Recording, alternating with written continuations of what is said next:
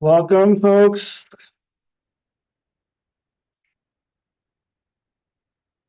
Thank you. And good. We'll give a minute or so for folks to join, and then we'll dive right in. We got a ton to cover today and move through. As folks are joining, though, if you could update your name in Zoom.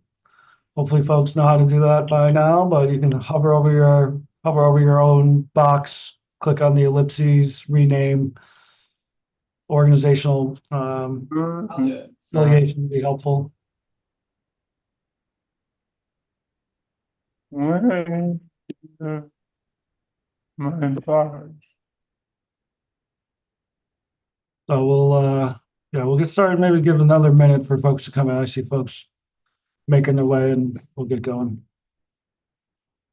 So again, just a reminder for folks coming in, if you could change your name to have name affiliation, the directions you see on the slide there, that'll be helpful.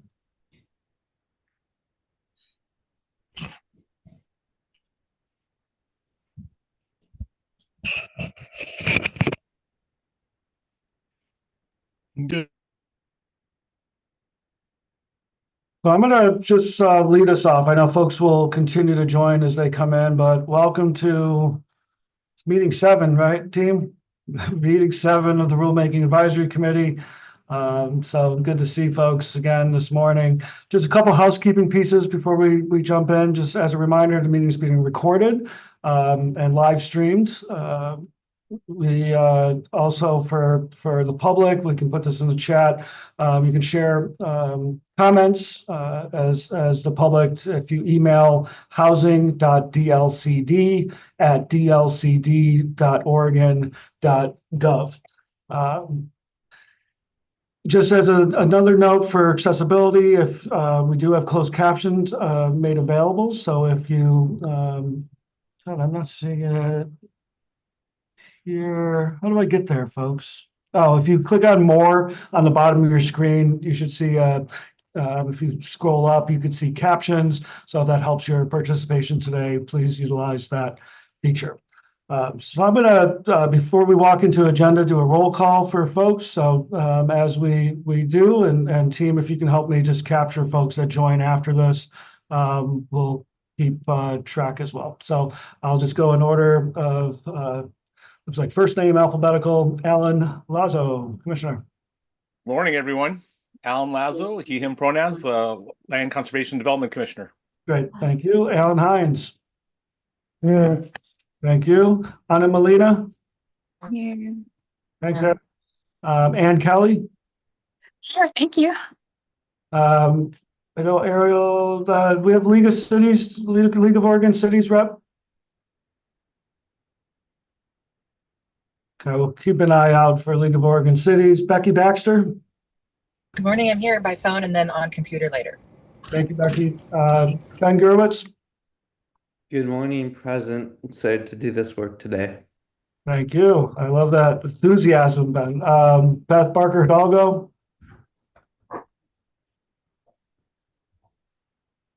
Brandon Persinger.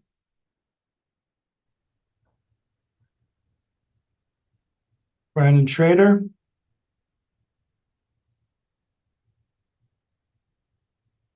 Brian Rankin. Good morning, I'm present. Thank you, Brian. Brock Nation. Here. Brock, thank you. Casara Phillips. Here, good morning. Thank you. Chantal Evenso.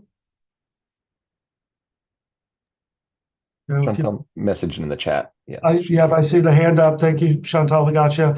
Corey Harlan. Morning, everybody. Thanks, Corey. Dana Hicks. Morning. Thank you. David Madison.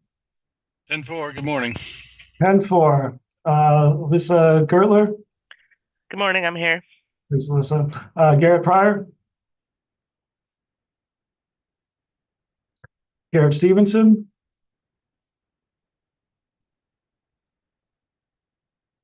Gloria Sandoval.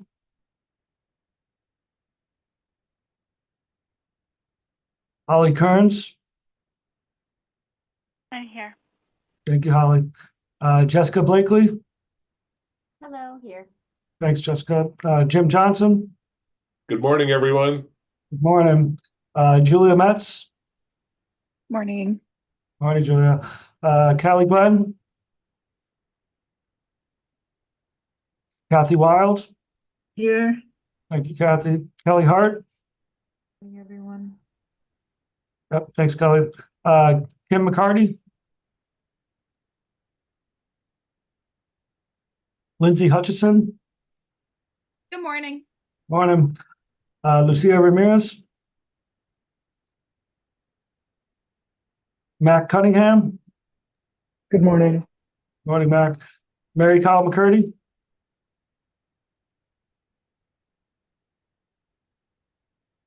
Megan Bolton. Mercedes Elizalde.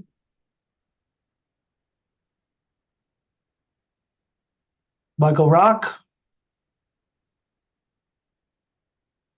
Where's our M's? Miranda Bagdashell. The M's let us down today, people. But Patricia Diebenderver. Rachel Morey Bidu. Thought I saw you just come in. Yeah, Rachel. Yep. Thank you. Ryan Vandenhoef. Present. Thank you. Richard Rogers. Samantha Bayer. Present. Oh, Richard, gotcha. Samantha. See Samantha. Sean Hobbs Waters. Shane Kwiatkowski.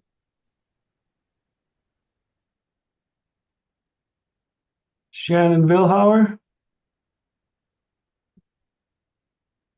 Shane, I see Shane on there, so I'm gonna, let's note that Shane, I see you, but you're not hearing us maybe. Shannon Vilhauer.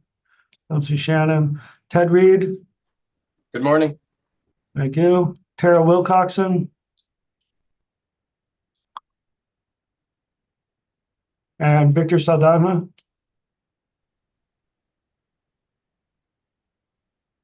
All right, well, Miranda, I see that you joined. We had a dearth of M starting names, so you're representing. Thank you. So team, just as folks continue to come in, if you can help track, we won't kind of come back and walk through the roster, but welcome everyone. Thanks for moving through that process. So if we go, bring the slides back up, our agenda for today, and again, we have a lot to move through. And you know, a lot of ground to cover. So we'll move here shortly to our racial equity framework and draft impact statements, and provide a chance for you all to reflect and give input on those. And then we'll get an update on the housing capacity and urbanization technical advisory committee's work before moving into really the bulk of our conversation today, which is a review and discussion of draft rules. And we'll build a break into that part of our discussion. And so I will get you out of here by noon. So we have a lot to move through, but we'll be able to get through it all. So if we go to the next slide, then the meeting guidelines. So just as a reminder to folks, and again, we've had some really robust and wonderful conversations. Obviously, the deeper you get into these processes, you know, there's a lot more potential for stronger feelings as the rules get closer and closer to final proposed. So just as we go through this conversation today, seeking to learn and understand each other's perspectives. So really listening to understand and not just to respond, to maintain respectful, candid, constructive conversations, right? Y'all are an advisory group. Your ability and expertise and wisdom to give insight to DLCD is critical for being productive and constructive. To the extent that there are disagreements, your ability to talk through, to resolve differences, find common ground, the power of common ground is really critical and advising DLCD. So seeking that when and if possible, discussing topics as a group. Obviously, as in a virtual space, it's hard to kind of do those side conversations, but really want you to bring things into the room and not necessarily kind of bring things outside of the process. And then, you know, we're looking to avoid surprises, right? So this space is valuable because you all are in it, and to the extent that you bring your perspectives into the room now, and not kind of come around later in the process and surprise folks with a new opinion or a strong concern that you haven't shared. Really helps us, do the best work that we can around this table.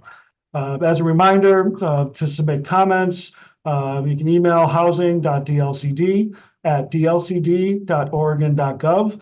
And if you are emailing, you can include owner rulemaking rack, and then followed by either for DLC staff only, if you're submitting to the team, or for public comment for a broader capture of the record.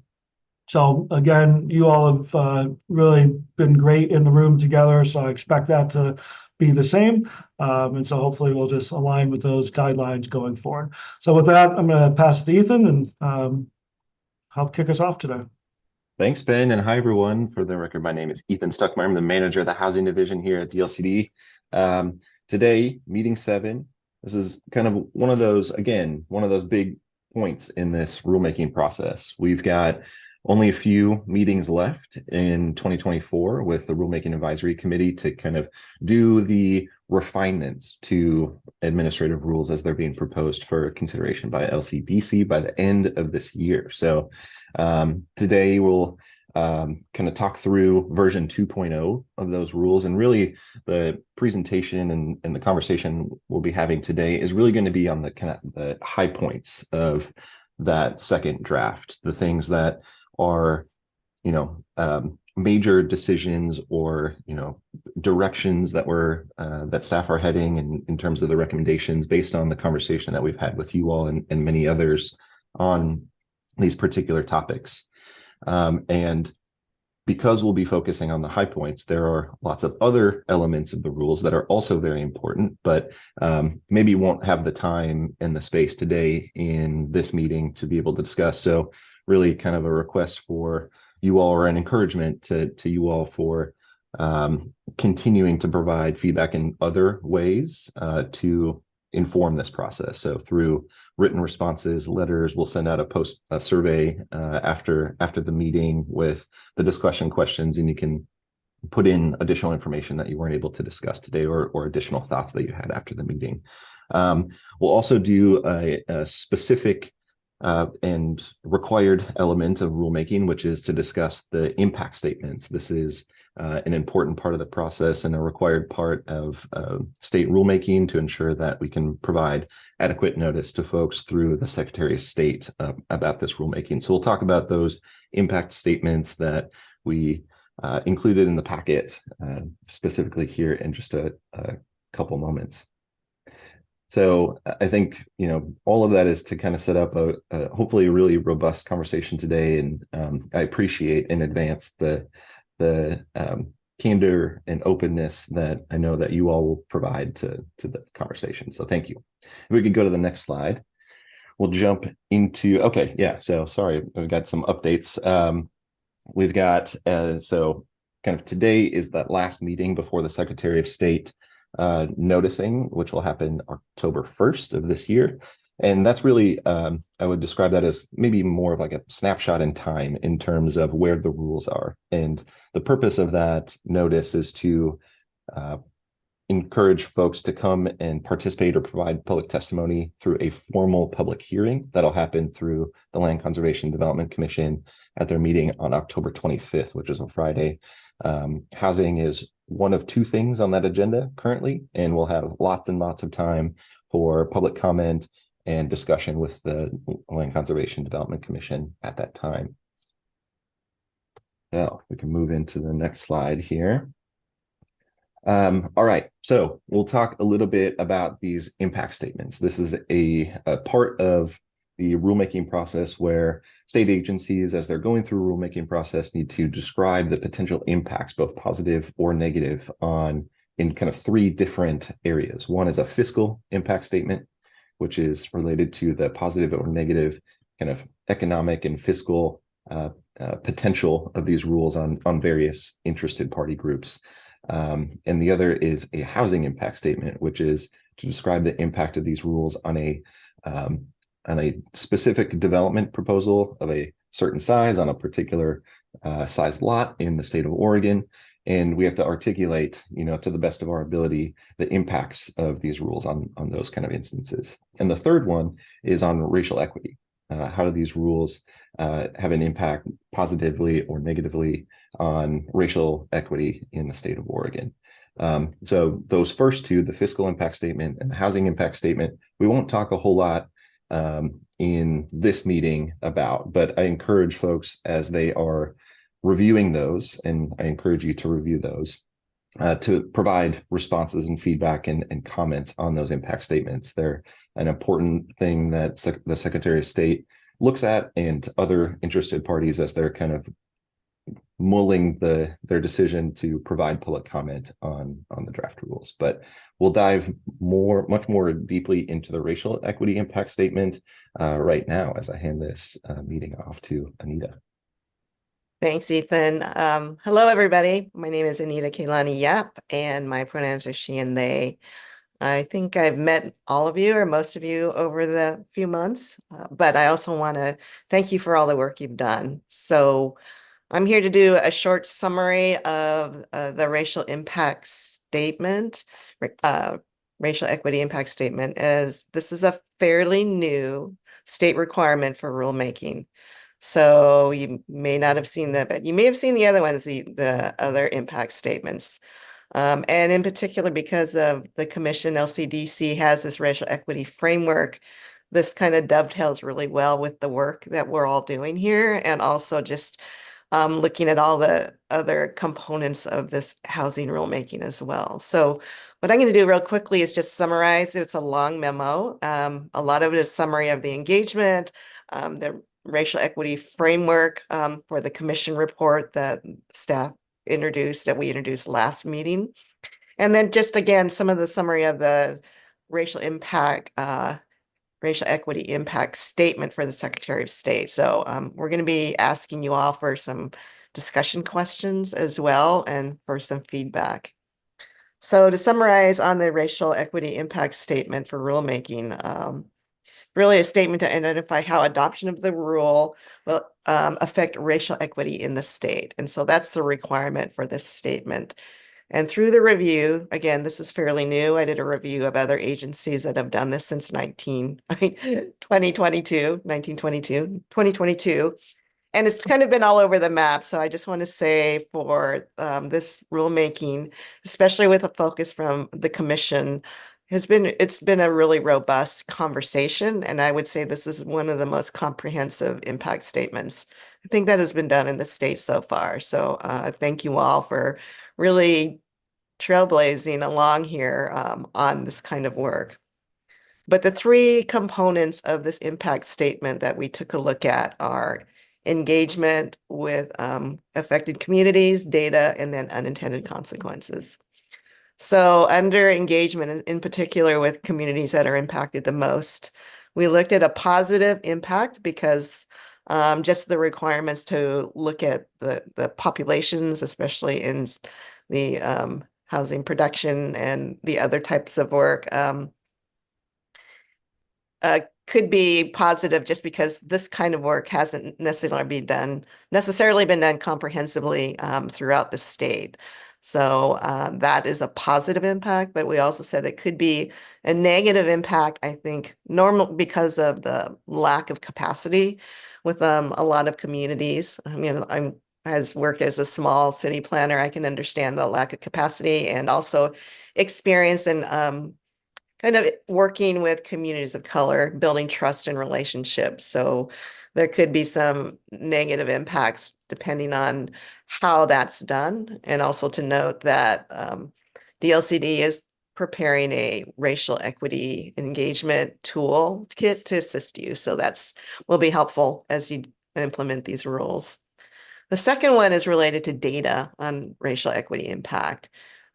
Basically, we looked at it as being neutral or possibly negative, just because data, as I always say, is dated once you use that. So it's a point in time. It's helpful for identifying a lot of opportunities, and also because of the dashboard for racial equity that OCHS is going to be providing will be helpful as well. But also because of the limited number of data that is collected disaggregated racial and demographic data, and then all the different types of platforms.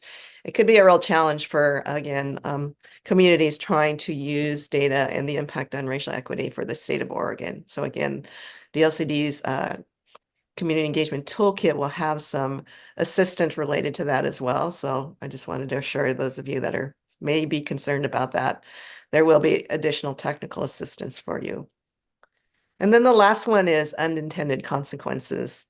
And there is a number of issues related to that, as well as I mentioned, time and capacity for some of the communities implementing this. There could be disparate impacts that we have no idea are what they'll be looking like with this rulemaking. And then there's also a possibility of political opposition, in particular on racial equity, understanding that keeping track of what's going on in the state, for those of you trying to implement this through the state, that there will be probably some political resistance. So again, any sort of assistance DLCD can provide through that is I know is going to be helpful to you. But so that's a summary of this long 9-page memo. And what I'd like to do now is just to open it up with a question. So Ellen's going to drop the question into the chat, and it says, what could be unintended impacts of this rulemaking on racial equity and communities of color and impacted communities in your jurisdictions? And I'd like to open that up because I also know that having worked through regulation that you don't always know what the impacts are, and there are abilities. When we looked at this one in particular, that there is an audit process and opportunities as well for looking at that, and the commission has the ability to make modifications to the rules if some of these aren't working. But we want to open this up for you all and kind of ask you what you think could be some other unintended consequences that we should be aware of and can consider in this rulemaking. So with that, I'm going to open this up. And Ben, maybe you can help me with facilitating this discussion. So feel free to raise your hand, unmute, or if you want to put something in the chat, we'd like to hear what you have to say. Right. Thanks, Anita. So you all hopefully had the chance to kind of review the memo, and but as Anita said, really bringing it to that local level. And certainly if folks have other thoughts and reflections around unintended consequences or anything you'd like to name.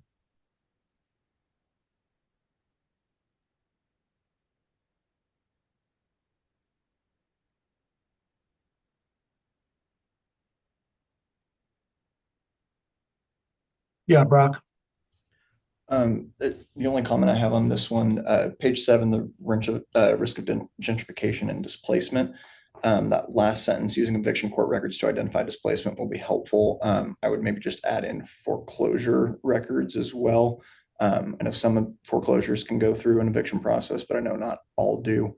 So I think that would be good to add. That's great. Thank you, Brock.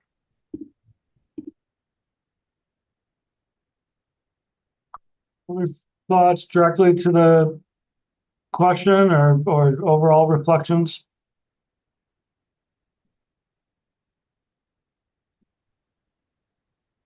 I'm going to add again another question for those of you in jurisdictions. What do you think some of the political concerns will be around these requirements? And what kind of concerns do you have about that? Thanks, Zaya.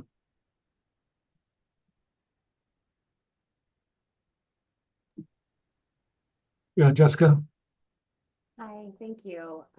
I think some of the questions that might come from our jurisdiction could potentially be what funding is going to be available to help cities through this. So I know we've talked in the NAPTAC and also here in the RAC about, you know, there being some opportunities for some funding, but I think maybe some messaging around what that looks like ahead of time could be beneficial.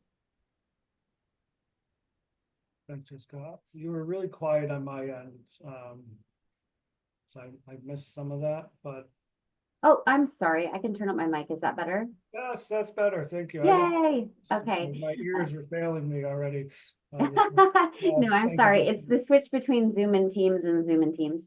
Thank So what I was saying is that I can anticipate some questions from our jurisdiction being around like what funding is going to be available to assist cities through this as they develop their housing production strategies. And so I wonder if there are some opportunities to provide that in advance.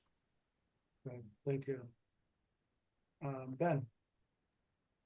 Yeah, this is kind of both a now piece and it's also getting into later conversation. But I think in terms of unintended consequences, we're experiencing this natural tension between density, affordability, and accessibility. Accessibility and availability. And it's these competing tensions that you can't kind of all get on the same side because land and commodity is a limited commodity, so is money. But I think what I'm really thinking about is the over-reliance of SROs in the safe harbor policy. And I think the unintended consequence is that not everyone wants to live in an SRO. I don't necessarily know if it's the best solution, and I think that a lot of folks I think that it'll have a disproportionate impact on people of color, low-income families who don't necessarily want to raise a family or live in an SRO, but that's how we're meeting our planning goals. And from the perspective of folks with disabilities, SROs aren't accessible. They have different people with disabilities have different bathroom requirements, different day-to-day requirements. And, you know, if you're taking longer in the shared bathroom or um, this shared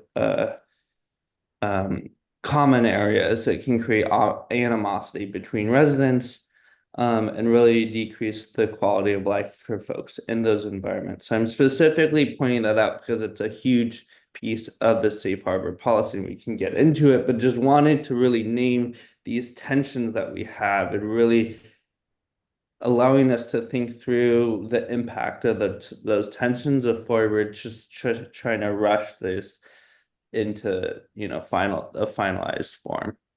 Yeah, thank you, Ben. So there's a couple things. One, so just naming the relationship to the potential for racial equity and other equity impacts, but we do have we're going to carve out some space later in our agenda specifically around the safe harbor conversation. So, we'll hold what you said now, but feel free to bring it back as we have that conversation. Commissioner Lazo. Yeah, thanks, man. I just wanted to speak a little bit to Anita's question around unintended impacts or impacts we might see on communities of color. And I think there's one couple things I'd point out. One is I know that we very often think about communities of color and racial equity predominantly in urban environments. And what we also find is that because we don't have the same infrastructure for a lot of communities of color in smaller areas. There's this sense that they don't exist in those areas, and we know that that's just not true. But it is very much more difficult, we found, operating around the state to find organizations that are culturally specific and organized around communities of color. So it makes that work really much more important to try to understand how to connect with communities in places where there aren't organized organizations that serve communities like that specifically, but those communities are there.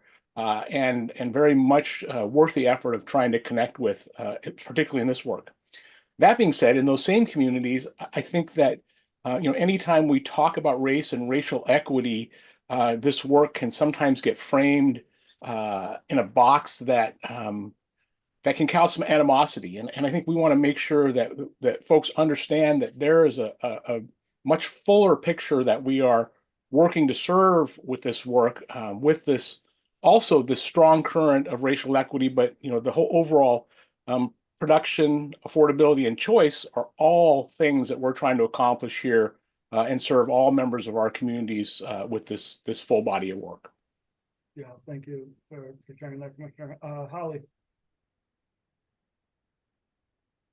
Sure. I do want to echo what Commissioner Lazo has said, and working in one of those communities without a lot of infrastructure around, I think that comment could have been directed right at us. So yeah, so thank you for bringing that up. So I want to echo that, and then I also want to add in that I have a lot of concerns working in a small community about being able to generate the data that is surrounding some of the asks in the rulemaking that are specifically intended to get at past discriminatory practices and comparisons to current conditions. As I have read and reread the draft rule, I'm really struggling with finding where we're going to even generate the data that's needed to create the analysis to create forward progress, and then how accurate the data is going to be. Thank you, Holly. Let's go. Do I see somebody else's hands? Yeah, there's somebody joining the room.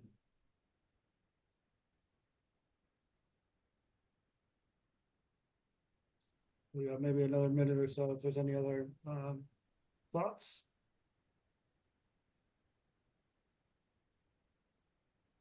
Yeah, Anne. Thank you. Hi. I can get into this a little bit more when we get into the safe harbors, but I think I still have overarching concerns about the emphasis on linking housing types, locations, and income ranges. I still feel like it's really reinforcing unintended consequences related to economic segregation and potentially other types of segregation. I think that we really need to think about housing stability. And earlier, the point was raised about reliance on SROs. I think rather than getting so deep into housing types by location and income brackets by location, if we could look more at a mix of housing sizes, regardless of what types of units they are,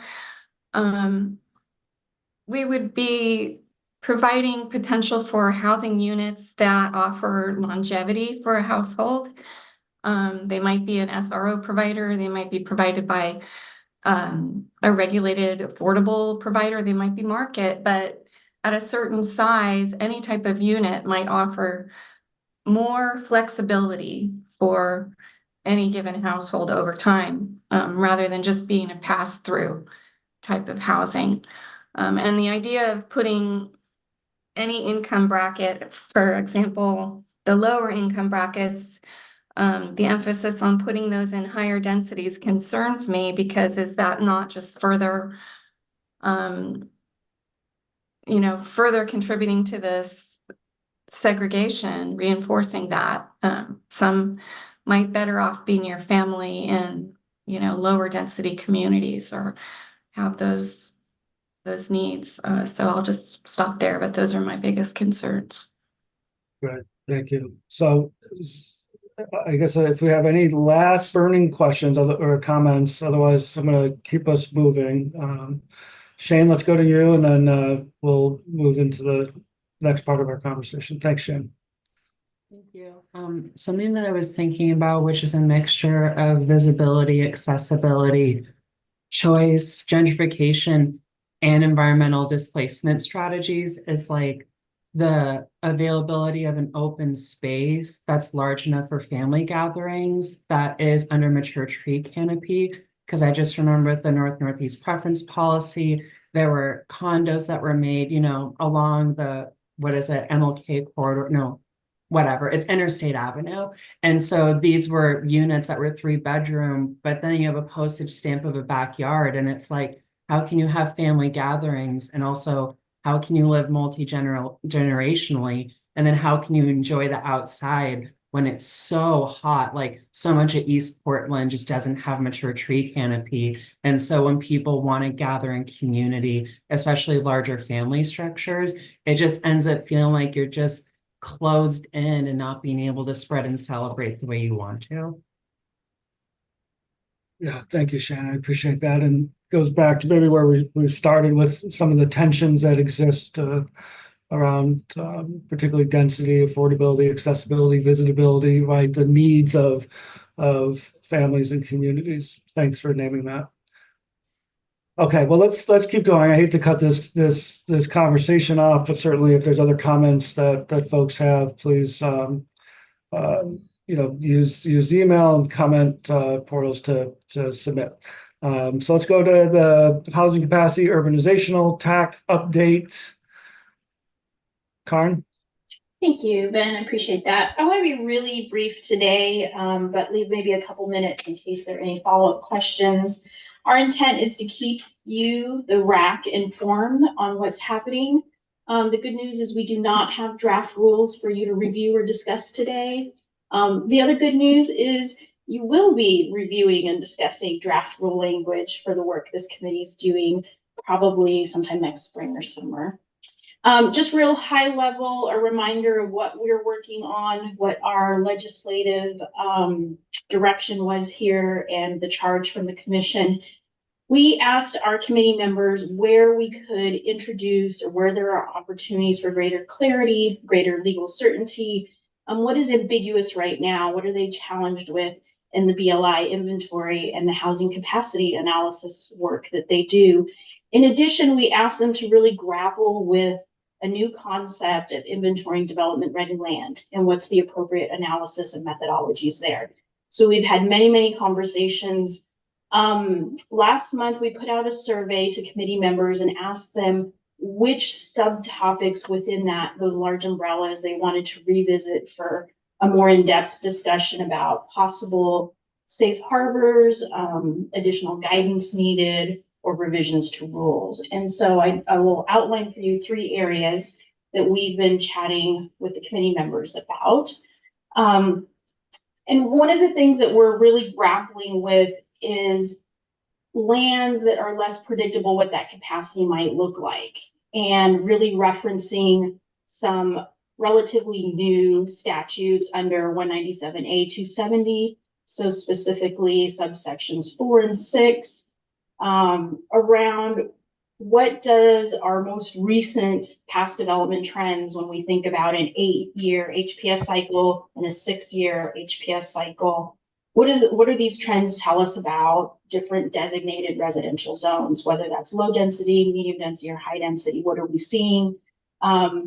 Likewise, we can say areas that might have limited capacity but are not fully constrained. There may not be a significant natural resource, but there is some limitation on capacity. What do past development trends tell us about these areas? Or even thinking about the potential of residential in our commercial zones or mixed use. How does our most recent past development trends really help us predict and estimate into the future what we might see in development capacity and housing potential? We've also been discussing just some ambiguities that exist. Folks had questions around some publicly owned land and how our rules and statutes in general treat publicly owned land and that committed for other uses, but the opportunity that exists with some discrete lands. So we're kind of wading through that where there's housing potential, if it's banked or if it has a very discrete use for residential purposes. We've been talking as a group around how the rules might treat some constraints, a physical constraint, a natural resource or hazard constraint. Is there a methodology? Is there an appropriate analysis for discounting some capacity on, I would say, naturally or physically constrained lands? Last, I would say we talked quite a bit about the potential for a variety of safe harbors. And the conversation is evolving into, when is a safe harbor appropriate? When is guidance, additional guidance, provide greater flexibility? If the safe harbor is intended to limit some appeal or legal liability, how does it do that? And what do we need in rule versus additional guidance? And for us, those conversations have been, it's interesting to hear Kelly talk about data and what data cities have for their natural resource constraints and some of those delineations or boundaries for hazard constraints. So we've been talking about constraints as well as potential capacity on partially vacant land. What does that look like to really estimate the development capacity of partially vacant? And so there's been a request for staff to really delve into a few different options around guidance or safe harbors around that. Ben, I'll go to that next slide and spend a minute with the RAC on, in the context of our land inventories, whether that's development readiness or traditional buildable lands, and then our housing capacity, it starts to get very, very technical.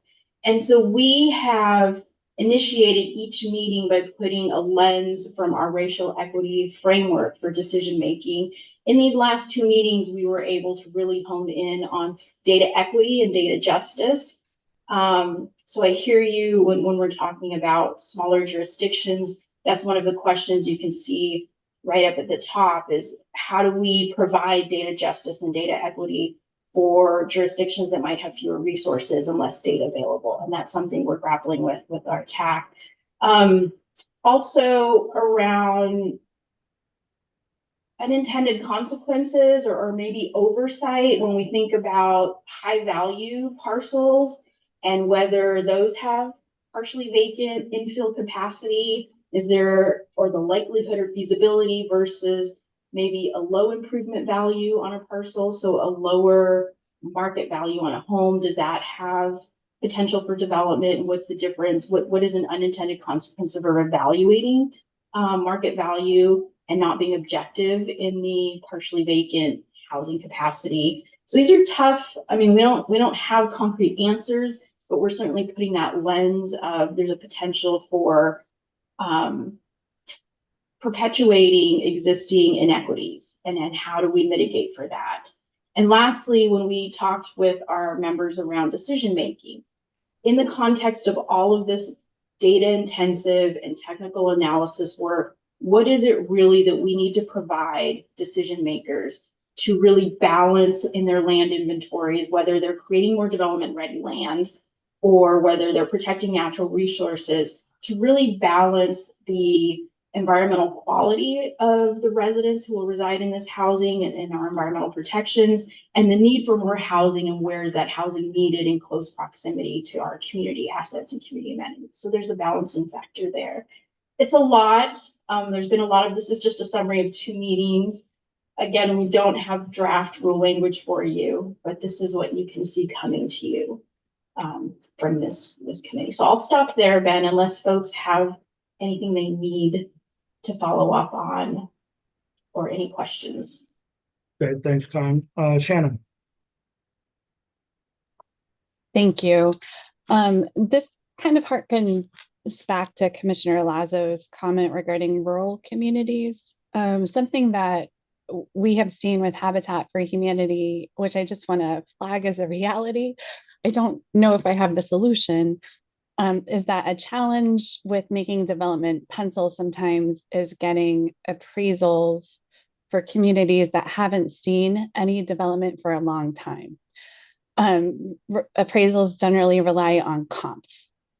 And so if we're in a Riddle, Oregon, a very rural community where Habitat is building homes platted 50 years ago, and no residential homes had been built, in my understanding, since the 70s there, right? We tried to get some comps on per home lot values, and they came in at $13,000 a house. Now, there's an employer nearby, and once we build those homes, I feel really confident that they're going to appraise over $300,000 per home and will bring up the land value. But a conventional builder would need some kind of basis for financing to bring development into high opportunity underdeveloped rural communities. And I just would invite this smart group of thinkers to take that to heart. Thank you. Yeah, thanks, Shannon. Yeah, I appreciate that. And Shannon, in the coming months, as staff are doing more research around draft link, we might just tap you. You might just get a message from us as we're working on this. Thank you. Yeah, great. Well, thank you, Con. Thanks for those comments. Let's keep going. So we really are going to dive in, and obviously the Caltech conversation will come back. as part of future discussions for proposed rules. But we're going to move into the now. So Ethan, are you kicking us off? We're going to no. Thea, is it Thea? Here's my notes. Thea. All right. I'm just going to name names until just start shouting at people. Thank you. So let's dive in. So kick us off. Sure. So I think what we're going to do right now is get into a relatively short discussion of the rules from the Housing Acceleration TAC. And version 2, I'll say, was not substantially revised. There were essentially like 5 areas that we saw some substantive changes. A lot of other areas that had some clarifying edits and some language changes, and absolutely welcome any thoughts on those. But I want to focus for sort of the short period of time that we have here on the areas of substantive changes in order to get some feedback from you all. And I will note that these are, as we've said before, still really active areas of conversation. So there are edits in version 2 that will, likely still change before version 3. And just a note to really encourage folks to that this is not baked. And I know we keep saying that, but we really are listening. So just to run through where we've done these changes, and you can refer to the matrix for sort of more details. But these 5 points were pretty central and the area of a lot of conversation here and in the TAC. First, we talked through and made some edits that enabled some flexibility in the referral process for cities to change actions partway through, sort of, if there was an action that seemed after a genuine attempt to be either infeasible or ineffective, to allow a city to pivot as long as the action that they pivot to addresses an identified need.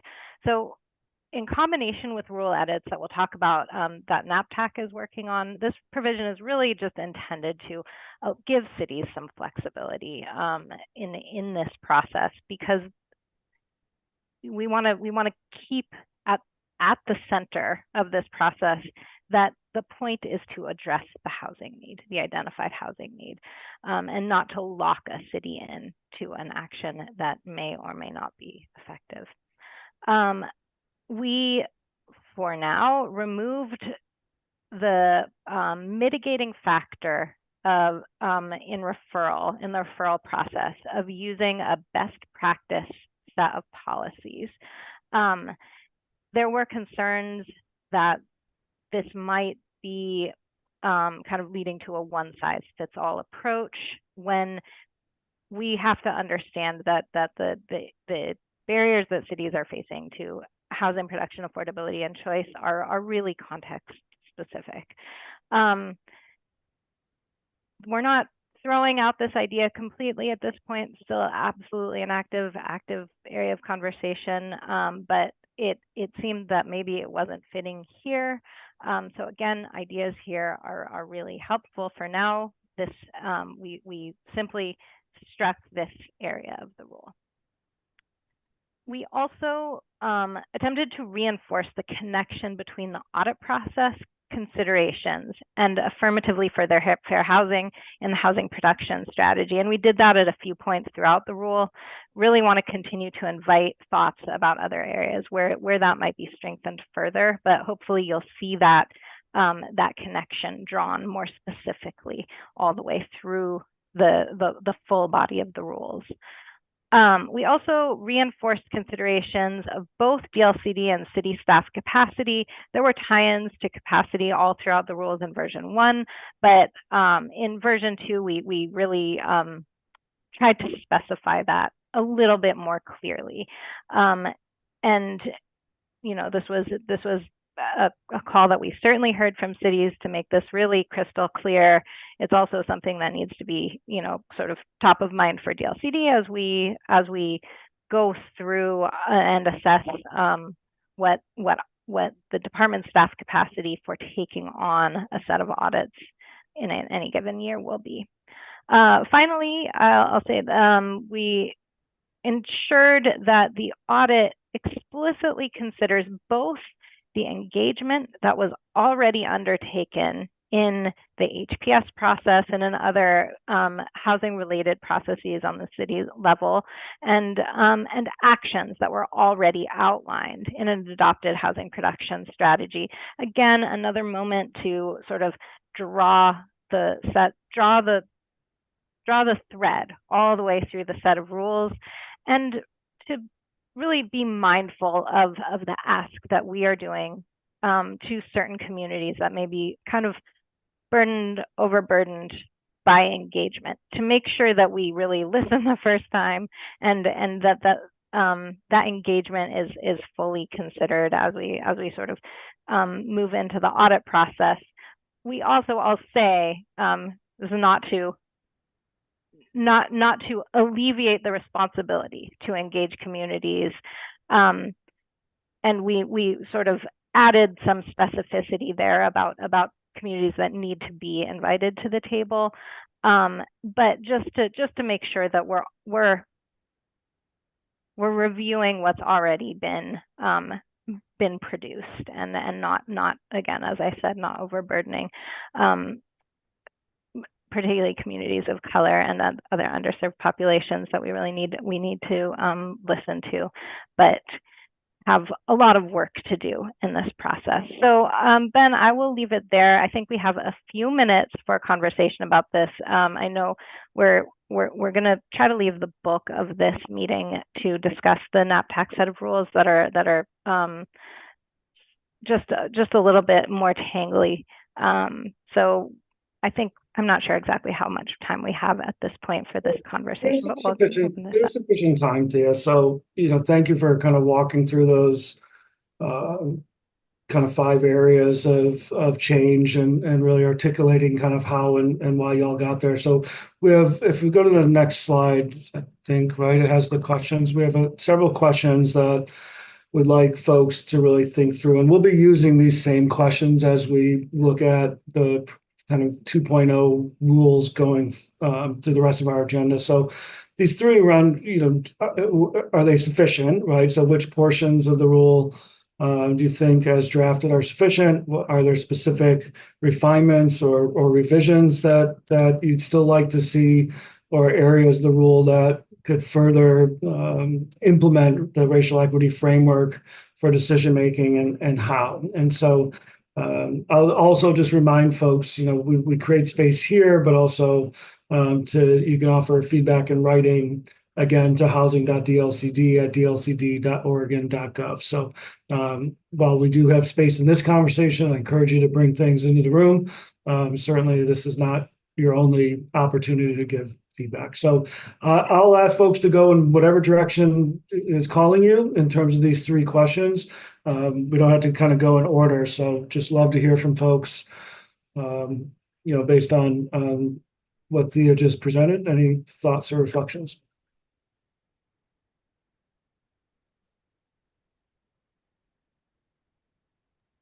Maybe I answered everybody's questions so completely. Yeah, such a sufficient body of work.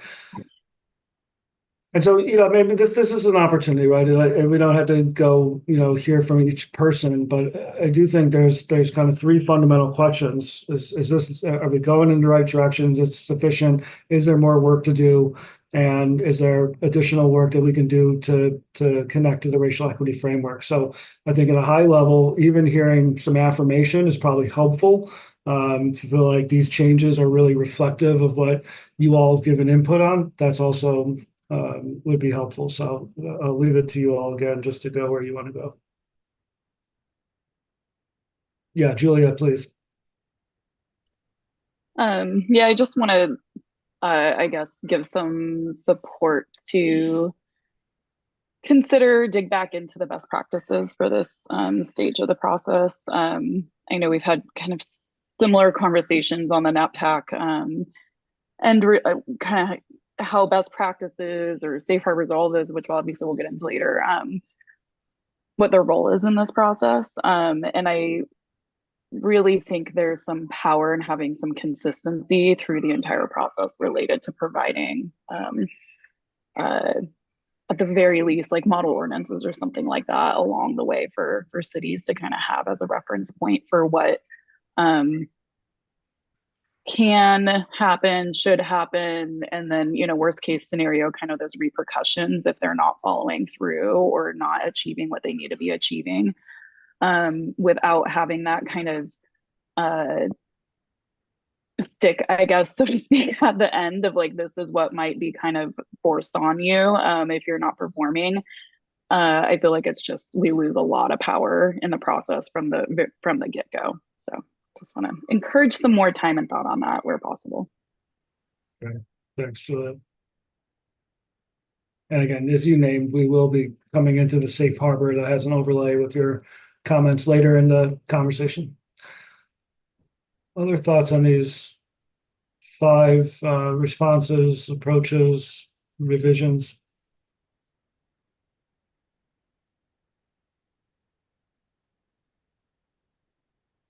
Ben, I have a further question for Julia and anybody else in the room about the best practices potential here. And that really is, and this is not necessarily to put anybody on the spot or but just to plant a seed for people to think about, which is where in this process might this set of best practice policies best be used, or is that a multiple, or is there sort of multiple touch points, and if so, how? I think that this was where we originally had it as a sort of mitigating factor against referral was an idea that we threw out there in version 1, and we took it out in version 2. And I'm just curious if there's other places where it might be plugged in, where it could kind of serve the purpose that you're talking about, Julie. And I know we are going to talk about it in terms of the HPS later down the line. But if there's other areas and places, points in potentially in the acceleration program or whatever, I just kind of want to throw that conversation back open, because we have certainly heard that people are interested in this, and I think there's potential, but it's awkward so far. Yeah. Well, Julia, why don't you had hit on consistency and reference points, so maybe I'll go to you, and then Samantha, I'll come to you. Yeah. I mean, I have a pretty quick answer to that. I like the idea of it being something that is kind of another layer of filter, I guess, before the audit. Meaning I think that we need to acknowledge that there is a lot of nuance on the kind of equity and fair housing issues. And so I don't necessarily think that these types of things are the right solution to address or offset equity issues. I think those do require that comprehensive audit that is built into the acceleration program. So perhaps this becomes kind of a filter just related to the more standard audit. And part of the thought there, the mechanics I'm still kind of been chewing on this last few days, but part of the thought there is by having these kind of, again, best practices, promising practices, model ordinances, whatever we want to call them, ahead of the audit, it allows us to kind of cast a wider net or a different net in the process to recalibrate more cities than the audit process could touch, because the audit process is so limited in terms of staff capacity. So by having it ahead of those audits, it allows us to, again, kind of get cities on the right track, hand them some things that we know are proven to work in certain circumstances, or hopefully proven to work in certain circumstances, without staff having to spend as much time on putting them through the audit process. Yeah, thank you, Julia. And I appreciate that response and question. And we certainly, again, as you said, Julia, and as I've mentioned several times, we do have some dedicated space for the kind of safe harbor and how these kind of best practices, model ordinance, et cetera, fit into that broader conversation as well. Samantha? Well, my comments are also on the best practices safe harbor. So I think I'm now knowing that I will save that. The only other thing I just want to flag is for you all is we are still in the process of reviewing all of this, and we have internal association processes that we have to do. So my silence is not necessarily a commentary one way or another. It's just I cannot yet speak to specifics on these things because we just haven't finished our internal review. But I will save, I think, my comments then for when we get to the next part. Yeah, thank you for that. And I think that may be true for others as well. And Ethan, correct me if I'm my timeline, right? It's October 1 is the, like, what could you remind me of and remind us of kind of the sequencing from today's meeting till the next kind of procedural step? Sure. Yeah. So we've got a posting or publication of the next version of rules October 1st through the Secretary of State. That's the public notice of the public, or the official notice of the public hearing that LCDC will hold on the 25th of October. However, there's a whole suite of internal review timelines that has to happen in advance of that.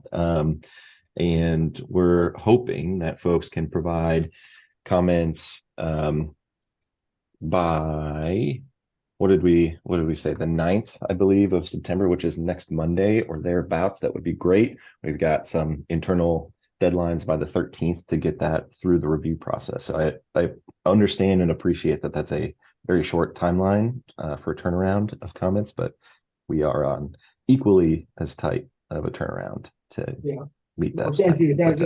Yeah, I mean, that's really helpful. So just for Samantha and others that have constituencies that you're coordinating and organizing to get feedback, just holding that timeline is going to be important. Miranda, jump in.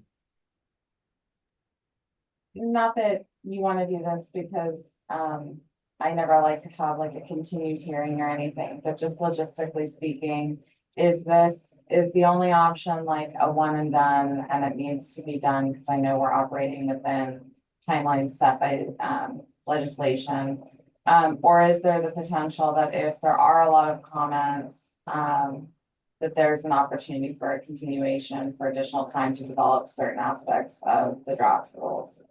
Okay, this is an interesting conversation, and I appreciate it. So the Secretary of State notice on October 1st is not the final, version of the rules. That's a rulemaking process timeline point in the conversation. The final adoption of these rules that we're talking about today won't happen until December 5th and 6th, which is the adoption hearing by LCDC.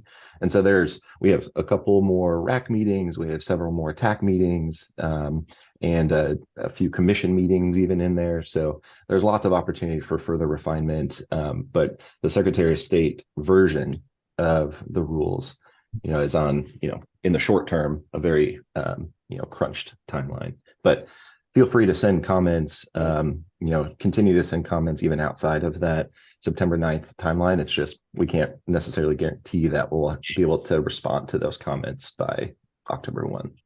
Can you clarify a little bit, because it's not a process I'm as familiar with as the local one. Is that something where if, I don't know if it's DLCD staff or the commission who could recognize that edits would be preferred, do you just then send like a modified version to the Secretary of State? Do you send like an errata sheet of proposed edits? Like, I guess I'm unclear on kind of the relationship between those two bodies as far as the formal adoption occurs.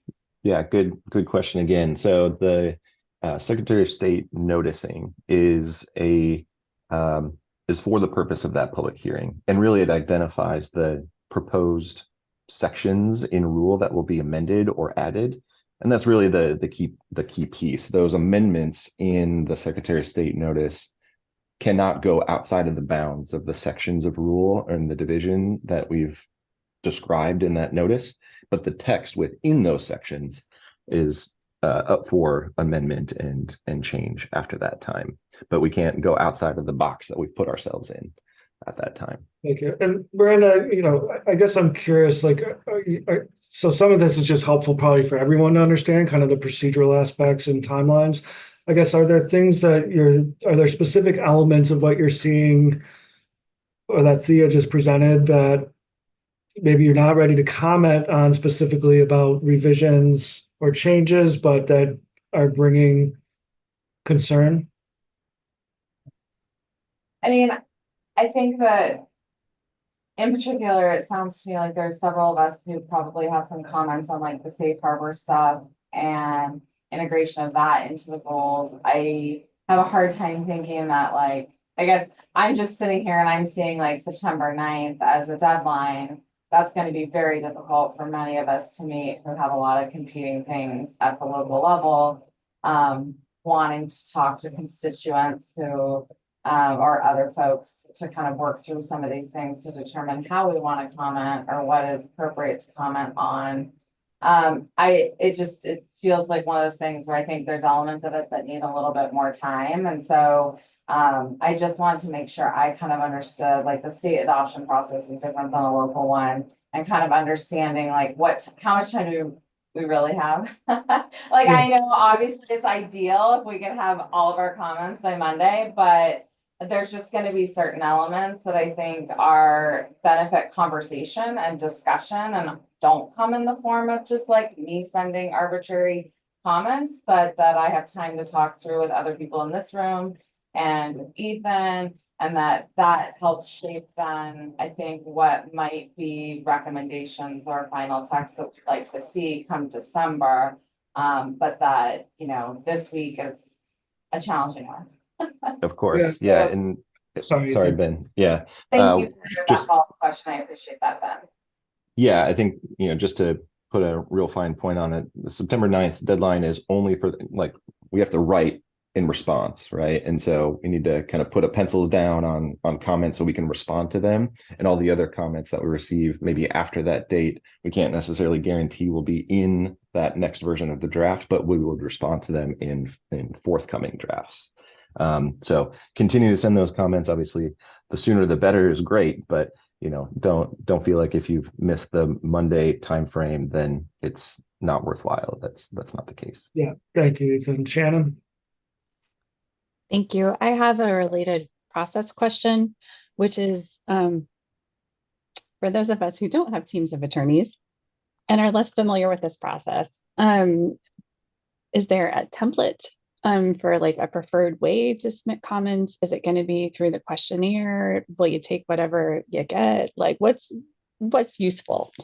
That's Ethan. Very, very, very good question. I mean, honestly, we will take whatever we can get. But letters, that are, that describe your thoughts and concerns are helpful. Red lines and track changes of documents are even more helpful.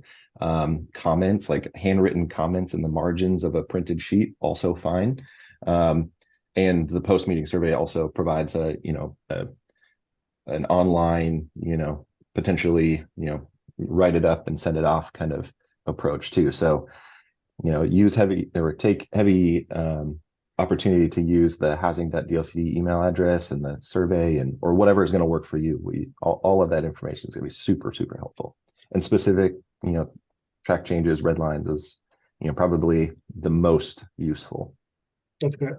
I'll note if you're going to use a printed piece of paper with handwritten comments, you should probably write legibly so they can read it, but I'll just note that. And DLCD, it might be worth just as a follow-up to this meeting, just sending kind of what this discussion out. So there is clarity around the timelines and kind of steps that go from today through the end of the calendar year. Okay.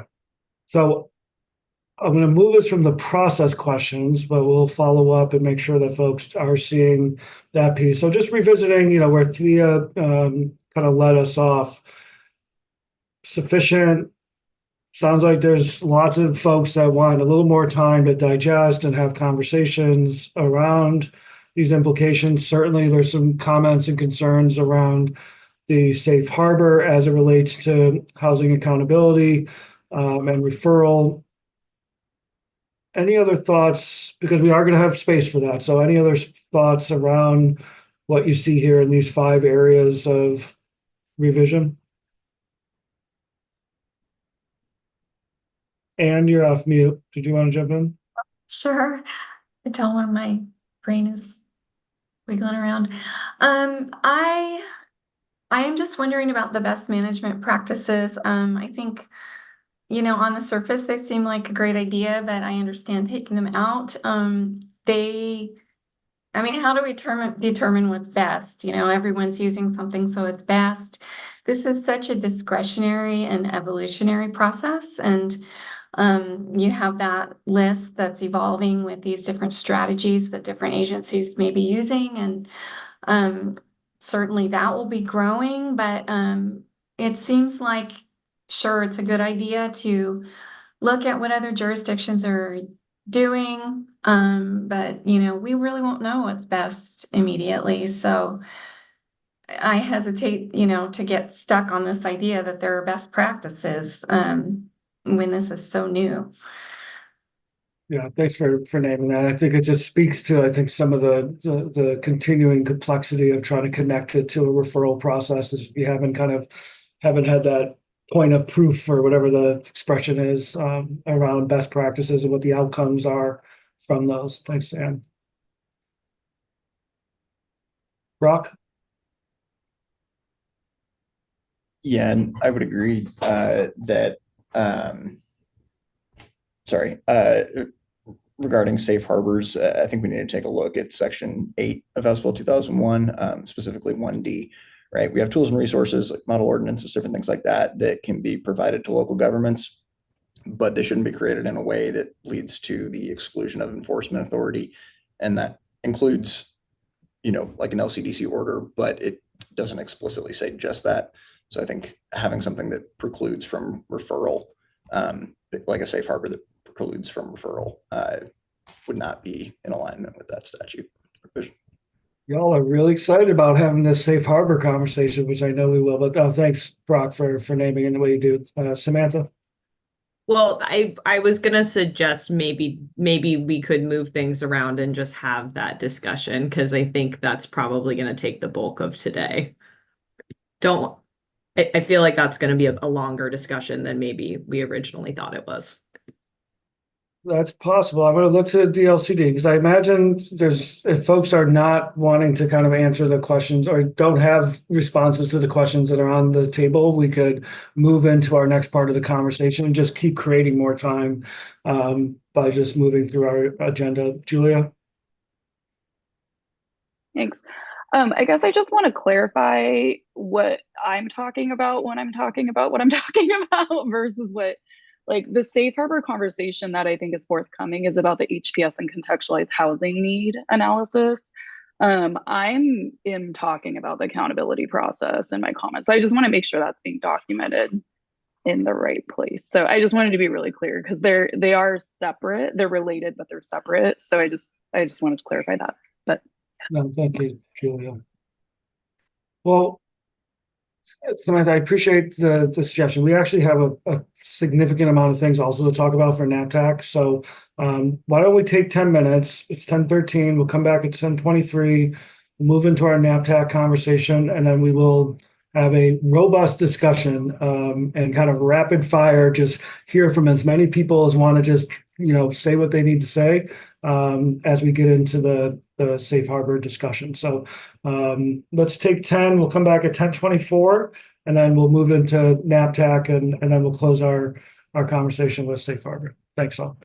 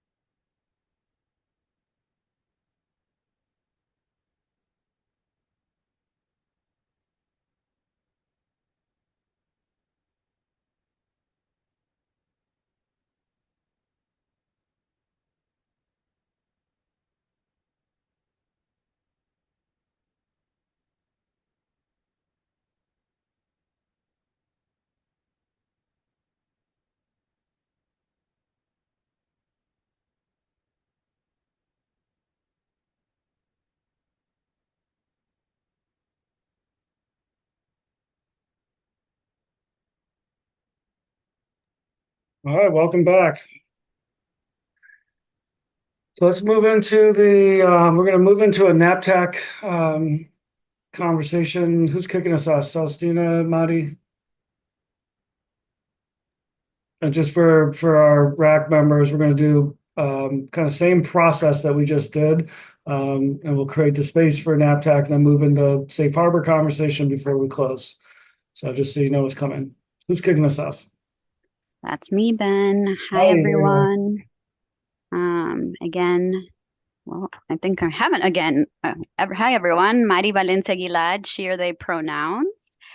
Good to be in community with you all again and appreciate you all being here and leaning in. So I will be overviewing the highlights of the many revisions that came out that are outlined in revision 2 of the draft rules as it pertains to the scope related to the needs in production technical advisory committee.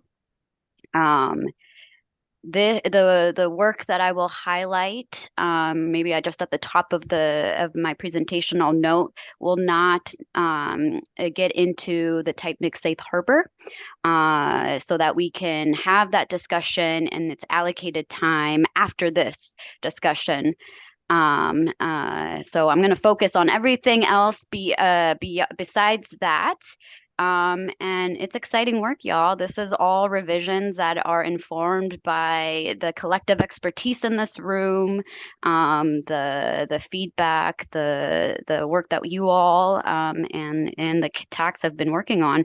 So it is important to give it the space and give it the dedication to focus and continue to channel that expertise into the revisions that are in this work. So with that, jumping in, and colleagues, please tag me. I will do my best to stay within a 10 to 15-minute time frame to allow for a lot of time to hear from you all on these areas that I'll note.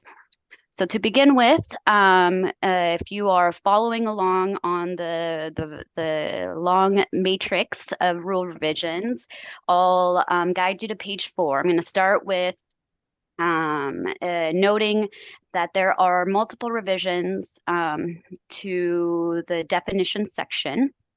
That's beginning with page 4, based on discussions we've had. So I'm going to note those. I won't dig into the rule language as you all probably have, but I'll note that there are a few new definitions. Specifically, there are definitions related to characteristics and location. And it was really those definitions give a description around everything that we've been talking about, and a lot of the work that the needs in production TAC worked on early on, trying to suss out the various components and elements with these 2 big categories. So please refer to those definitions there. We welcome your thoughts on those pieces. So new definitions there. We have a new definition for exploratory work. There were lots of discussions around the role that this work plays in the Housing Production Strategy Program, and some concerns that maybe the definition in the first version was limiting that work, which was not the intention at all. So this definition seeks to clarify the important work that it plays here in Goal 10 planning, but also acknowledges that there are differences and tries to distinguish out what exploratory work means versus what we mean by a committal action. So please review that. There's a new definition for past discriminatory actions or practices related to land and housing access. This was noted earlier in comments, but this definition was added here for 2 reasons. It enabled us to kind of have a little bit more flexibility in the rule itself as it's found in the contextualized housing needs section. But it also gave us an opportunity to start to outline a non-exhaustive list of what known past discriminatory actions could be and fall as a helpful kind of, a resource in this division, and to get an understanding of what that really is meant more fully. Then, and I'll make a note too, maybe here because it feels warranted given the comments earlier. There is there was another document that we started to outline preliminary concepts of what guidance book material will have, and this is very much an intention there's very much intention to build a set of data or sources for local governments to defer to as they're responding to this new rule in the future, should this continue to exist. Then lastly, another definition was added for safe harbor, just to kind of further point out, clarify the use and role that it plays, given that there's currently a safe harbor type mix in draft rule, the only safe harbor, but that is intended to further clarification there. Next, there are minor revisions to existing rule or existing terms that were included in the first version. Action was revised kind of to better clarify the intersection between exploratory work and a committal action. We have updated the language of community members of needed housing to that versus what it was before, residents of needed housing. You all are leaning into that racial equity framework and really trying to think inclusively and pushed us to kind of get there with this particular term. So that's what's there. And then we made some refinements to some typos that we had around fair housing choice. So all great work there. Take a look. Next, kind of another significant revision. It comes with connects to the rule around the fair housing issue area analysis, which is found on page 15 of the matrix. This is a rule that would be included in the contextualized housing need, and we've refined it in a couple ways. The rule, I'll note here that this particular rule is rooted in the principles of affirmatively furthering fair housing. This was kind of informed and included from the work the NAPTAC has been doing. That's one of their major scopes of areas since the beginning of this process. So it is an important rule here. And so the way that we refined here was restoring a fair housing issue area that the NAPTAC discussed early on, that fair housing issue area related to segregation by race and income. Really kind of putting a finer tooth for local governments to think critically about fair housing issues that relate that could exist in their communities based on racial or economic segregation. So that's been added. And then the fair housing issue area analysis has a purpose beyond just, the purpose that aligns with the AFFH, but the way that it gets there is really to kind of do the work of the fair housing issue area analysis, which seeks to identify potential fair housing issues across the fair housing issue areas that you all help to inform and are found in the rules right now, including the one that I just mentioned was restored. This fair housing issue area analysis presumes that fair housing challenges do exist in a community, but empowers cities to really identify and determine what those specific issues are that affect their community members. And so to reinforce this particular importance of this fair housing issue area analysis, we've added a new justification rule, essentially that describes that if a city goes through this fair housing issue area analysis and then if they do not find fair housing issues within any of the areas, there is a requirement to provide justification or kind of a proof up that that fair housing issues don't exist within one or all, or whatever that justification seeks to be.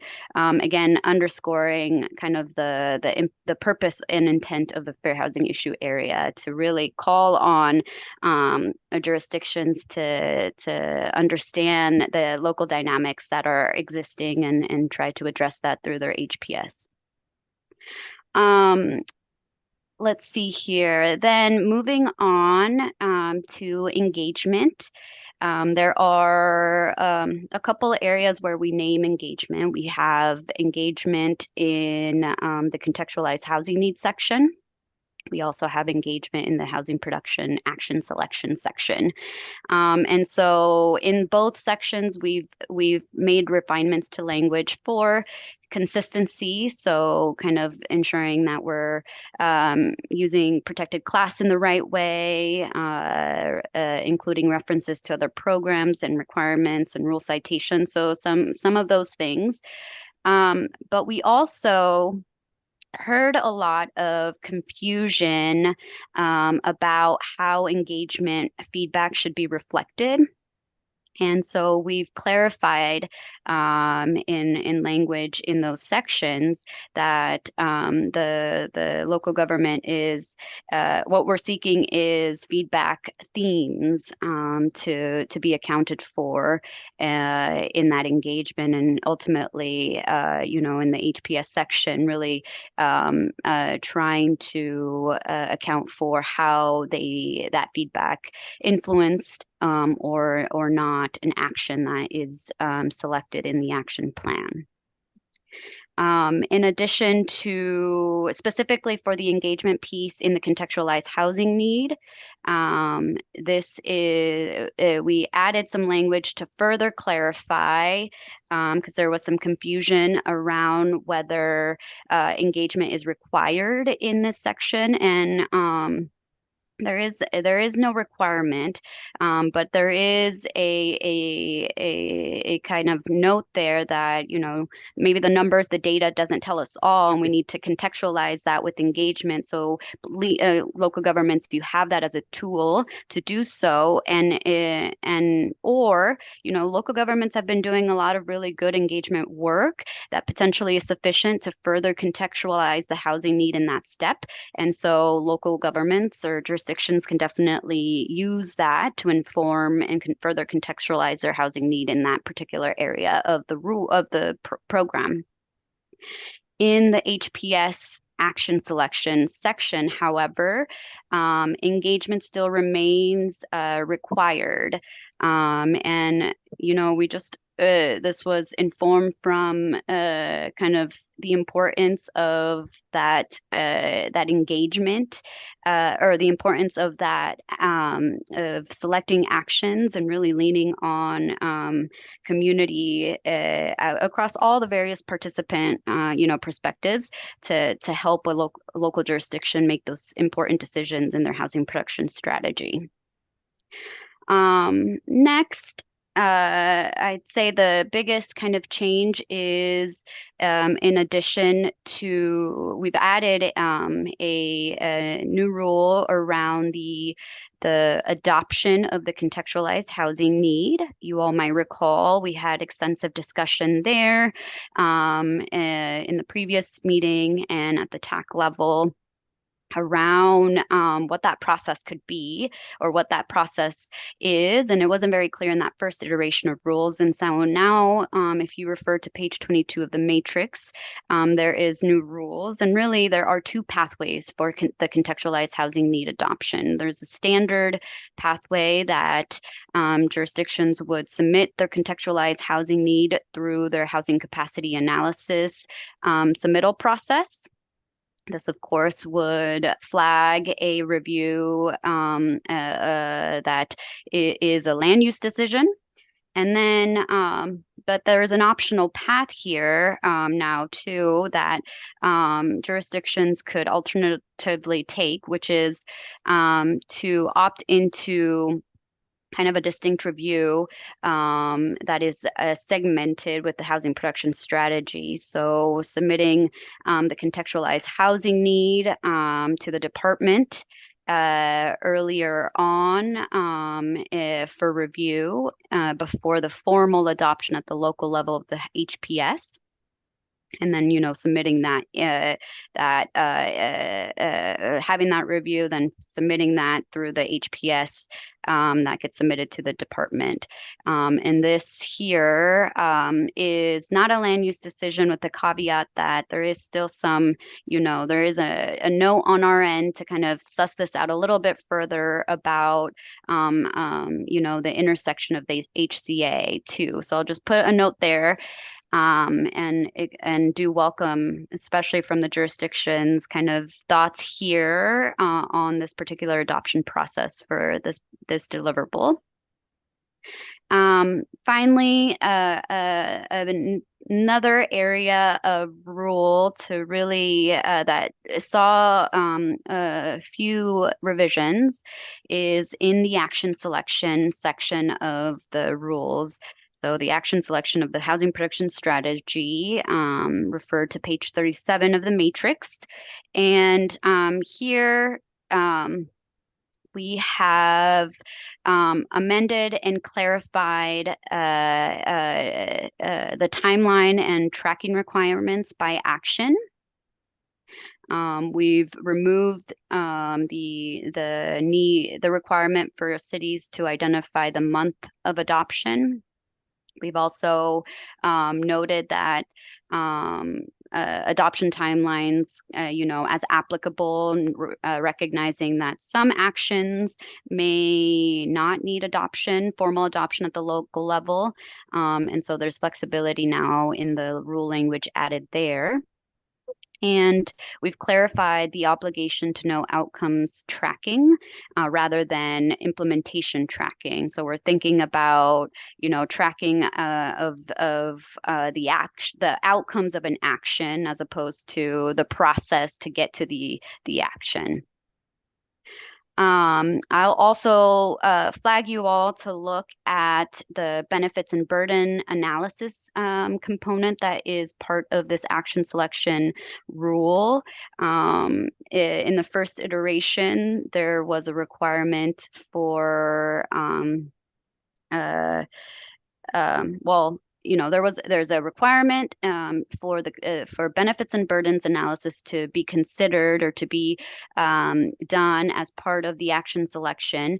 And in this revision, we've clarified that this analysis pertains to not all of the protected classes, but specifically to the 3 communities that we've named in the rule, those being low-income communities, communities of color, and people with disabilities.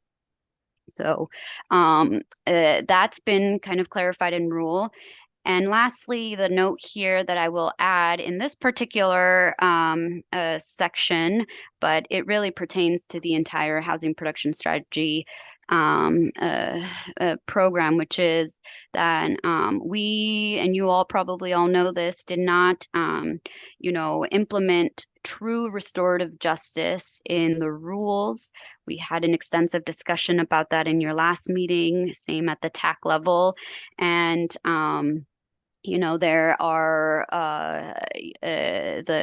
there would be a real shift to the framework in the HPS, basically moving impacted or putting impacted communities in a position to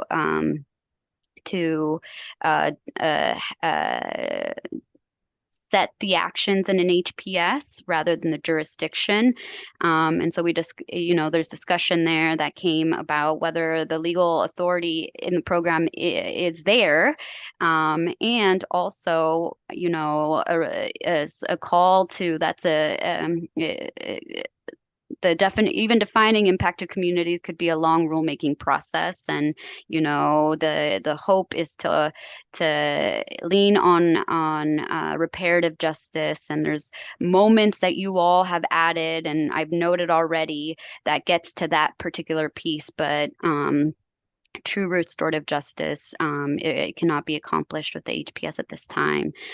So just wanted to make a note there and be transparent, and the feedback that you all kind of offered kind of informed that too.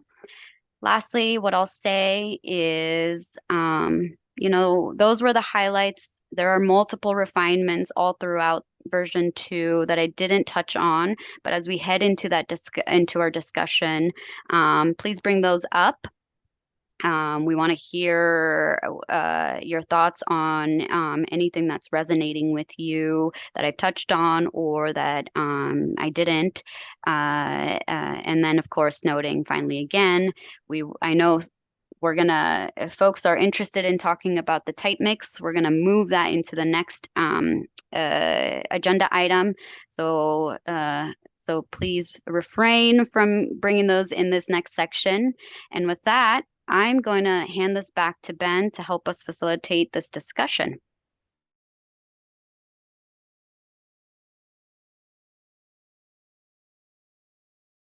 Last time, but also just, opening up to broader reflections based on what you've seen, read, and what Marty just presented. So I'll just open it up.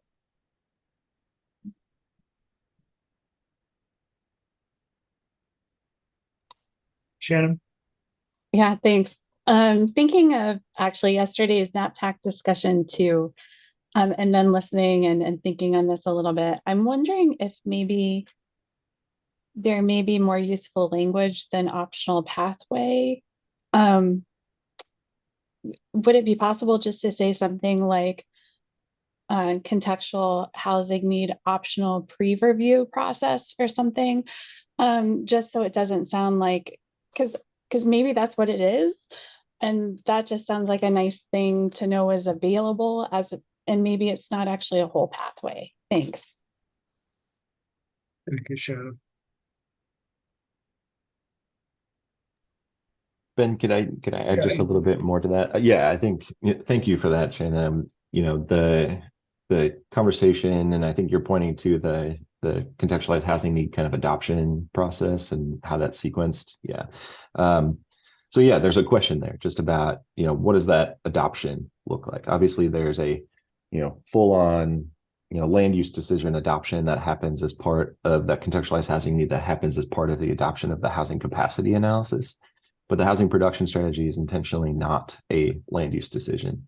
And so there's kind of this question there about like what happens if a jurisdiction or how could they proceed if a jurisdiction is wanting to do that pre-work of the contextualized housing need because it informs both processes. How do they move forward with the housing production strategy in an environment where now they're adopting that contextualized housing need into the housing capacity analysis and potential for appeal, and just trying to provide that additional pathway to local government. So that's kind of the question if it's a pre-review or something like that. I think we're kind of open to those options, but that's the fundamental question that we're grappling with is how do jurisdictions move through that sequence in a way that's going to be reasonable and give them certainty in that assessment of need.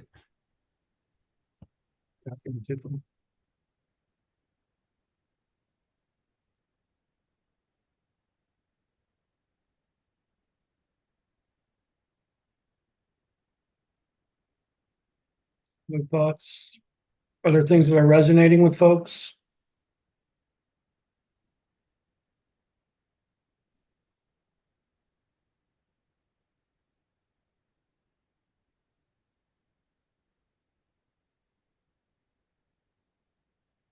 It's a chatty group in this moment. Okay. I guess for Monty, Celestina, is there a way to ask the questions differently, right? So, Carol, thanks for jumping in, but maybe think about like, are there other ways to kind of pull information.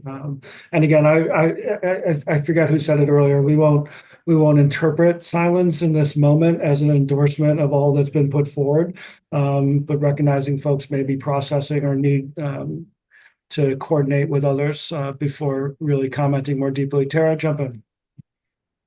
Yeah, I mean, I can follow up on Shannon and Ethan's comment. I know I was vocal at the NAPTAC yesterday about needing more clarity around the topic of the contextualized housing needs adoption. I really appreciate DLCD providing the option for the contextualized needs analysis not to be part of a land use decision, but that the segmented HPS just isn't resonating, I think, with what your intent is. So if it is perhaps, you know, as I have said previously, if it could not be its own separate adoption, but could be adopted with the HPS, but there is some sort of pre-review, like Shannon was indicating early on, I think that would work functionally for better than local jurisdictions. And if that could be clarified in the rules, I think that would help problems later on. I also did just want to sort of elevate the topic of the exploratory measures. I really appreciate there being a definition for exploratory measures now and it being acknowledged in the definitions. I do think we need to tease that out a little bit more. And where I'm seeing the challenge is that from my experience, council would not agree to an HPS that says, for example, 3 years from now, we're going to adopt an SDC waiver because they need full information before they agree for that to be in a document. So they need the results of an exploratory study before they would allow that or potentially allow that to be in an HBS. So I think there does need to be leeway for a certain amount of time for jurisdictions to do that exploratory work, bring it back to council, and then have it. So I only really, I know in talking from DLCD staff about this, like the intent was a jurisdiction could say, hey, in 2029, we're going to adopt an SDC waiver. We can't put that in there until we finish the exploratory research. So just having that leeway to be able to put in there, okay, in 2029, we're going to consider this SDC waiver adoption by council was kind of like all realistically that we could put in our HPS until we had more refined information.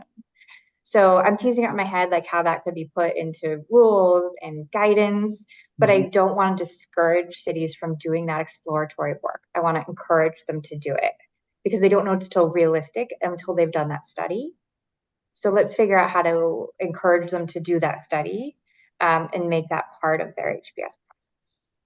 That's helpful. And I think you answered my follow-up, which is if you had suggestion for how that would show up in rule, but sounds like that's some deeper conversation, more thinking. But the spirit of what you're offering is heard. Anita? Thanks, Ben. Shane asked a question. It said, would it be possible to list the key sections that Mari was talking about that we should focus on? There's just so much. It was kind of hard to focus on which ones through the verbal discussion. I added that. So Monty? Yeah.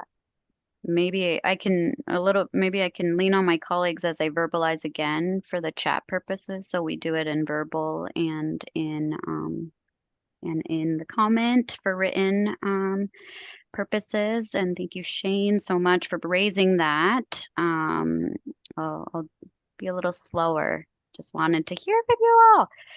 Okay, so in the first section, focusing on the definitions section of the matrix that begins in page 4. There are multiple new definitions for you all to kind of weigh in and see if we're, hitting the mark, responding to feedback, characteristics and locations, exploratory work, past discriminatory actions or practices related to land and housing access, and safe harbor. Those are all new definitions. And then we do revisions to the action community members of needed housing and fair housing choice definitions. Then the fair housing issue area analysis that's found in the contextualized housing needs section that begins on page 15 of the matrix has been revised. We've added that new fair housing issue area related to segregation and income considerations. The contextualized housing need adoption process that we were just talking about is also next, and that can be on page 22. Engagement is kind of difficult. I don't have the page references to the matrix there because we do have two sections of engagement, both in the contextualized housing need and the housing production strategy. But for the most part, they should be aligning and having the same language, with the exception that engagement is required in the HPS action selection. And then the action selection section, specifically on page 37, beginning on 37, has multiple refinements there, clarifications on just language, and then amending requirements about the exact components that a jurisdiction would need to include in their actions. So we've removed the requirement for a month identification of the adoption. We've given flexibility for a jurisdiction to say whether an adoption timeline is needed or not, because some actions do require adoption while others do not. And then the benefits and burdens analysis in that particular section has been amended to kind of focus on those three communities that I named: low-income communities, people of color, and communities and people with disabilities. Yeah, those are kind of the highlights there. Shane, let me know if that was helpful to you there.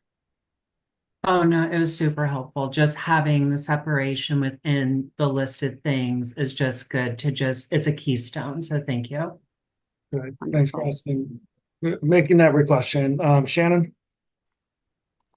Yeah, thank you. I just, as someone who's been very vocal and hopeful that we might find our way to restorative justice within this process, which was ambitious, I wanted to just share a lot of appreciation for Mari and Celestina and the team at DLCD for incorporating the fair housing considerations back into this section very explicitly, affirmatively furthering fair housing.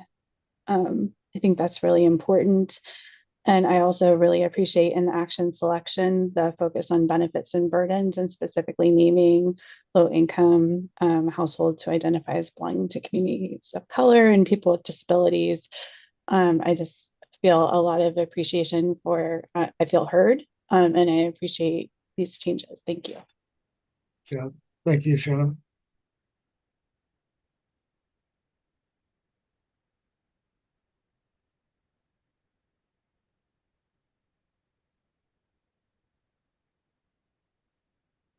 So again, Bonnie, Celestina, if there's anything maybe you haven't heard, or if there's any more direct questions that you'd want to ask, or if there's others, thank you for modeling, Shannon. You can also affirm where you think things have been changed in a way that helps us advance towards where I think we started from a visionary standpoint. Shane, jump in. You're on mute though if you're talking to us. Oh yeah, no, it's just my computer took a moment about that. So when it comes to this is related to the definitions, and I guess it's a question about analysis of community assets. I'm noticing that key destinations, this is in page 8 of the matrix. It's under definitions. And it's capital A under 18. So it's defined by OAR 660-012-0360. So I looked that up. And so I'm just seeing that it's like climate friendly areas. They end up having, I think, 12 or 13 listed kinds of community assets, right? So I guess I have a question related to how is that analyzed in terms of are anything that's listed in those community assets? Is it just like a point here, a point there? For example, whether a hospital exists or a community space, say for like performances and nonprofit incubator stuff. It seems like it's good that it's listed, but I'm just curious, what is the analysis proportionally that some areas of a city may have little in the way of, say, performance spaces? I think about artists especially because a lot of my artist friends are suffering and just trying to find consistent performance spaces that just don't go under every year because of increasing land costs. So when it comes to community assets, how do you analyze them in proportion or weight them? And if you don't, is there a possible consideration for certain kinds of areas that may not have certain community assets that are more rich in other parts of the city? Yeah, thank you, Shane. So it's kind of a question and a comment, I think, combined. Celestina? Sure. Yeah, Shane, I can begin to talk about that. And I think that at the moment, the work of trying to take a holistic look at not only the key assets, but then also, some of the harms that are listed and get a sense of the community and kind of the pros and cons or the trade-offs of certain areas is probably one of the most challenging pieces of this rulemaking and this work. And an analysis to the level of weighting different assets or harms more or less, or weighting them universally kind of as one point and then coming up with like a score for an area or something like that. That level of analysis isn't something that we had quite scoped for this rulemaking, or that at the moment, like we have a plan or proposal for. And I will allow my response to this to bleed a little bit, only because, and I'll save the rest of it to say that some of those questions about like what would a methodology be that would be more, that could be kind of objectively applied and would say these assets are worth this many points and these are not, or these are worth more or less, or these harms are non-negotiables, right? It's not even a point system. It's a non-negotiable in terms of locational placement. Coming up with something like that and operationalizing it in any form isn't something that we have developed or proposed yet. And so I think it's a good question. I think it's kind of the question about, it's related to the question of, is there a safe harbor? Is there a way, an exact way that this happens, that we know exactly what the outcome is going to be? And at the moment in the draft rules, that analysis and kind of critical thinking and trade-off assessment of various locations is left to the folks on the ground and, the process of community engagement and the local jurisdictions to kind of demonstrate their thinking and analysis. And may I direct respond to that really quickly? Yeah, jump in. I super appreciate that response. And I also totally understand that when it comes to quantify, it's a mixture of quantifying and qualitative data, right? That's life, is a mixture of quantities and qualities, and trying to mix them in a way which is intersectional and honoring the actual needs on the ground. It's almost like the sky telling the flowers how to grow, right? So I guess my only response then would be, or an offering, is that if it's just any of those community assets as listed in that OAR, that specific statute, then maybe just having a box like in Great British Baking Show, does it tick the boxes, right? And if it has so many boxes of that community assets, for example, if it's a 0.6 variable where someone has 60% of those kind of community assets, then maybe there is a number determination, because some parts of the city may have like a 1 and some may have a 0.1. And I'm almost certain that would relate qualitatively or at least contextually in terms of correlative data that might point to specific community assets, especially just the risk of like, when it comes to development and the surges of displacement, it's that whole thing. Oh, so many of my friends have talked about, oh crap, there's a bike lane and there's trees being planted. How long do I have here? And so it's balancing that need of understanding people need community assets, but we don't feel a sense of fear that any form of development for community assets would end up displacing the community that was there in the first place. Yeah, thank you, Sharon. I'll also note I've missed the metaphors. The sky's telling the flowers how to grow. I think we're bringing that into the space. Brock, jump in. So the comments about safe harbor, do we want to, it's not specifically related to the discussion memo. Should we do that now or move into the next section? We're going to move. You might as well just name it now, Brock, because I think we're going to work our way. We have some dedicated time to still sit in this conversation, but help us start to move because I think there's a lot of energy there. Let's just spend the time that we need to hear from folks around various safe harbor concerns and ideas and aspirations. Yeah, and so thank you, Ben. For now, setting aside the details of the safe harbor, right, like the numbers and type mix, et cetera.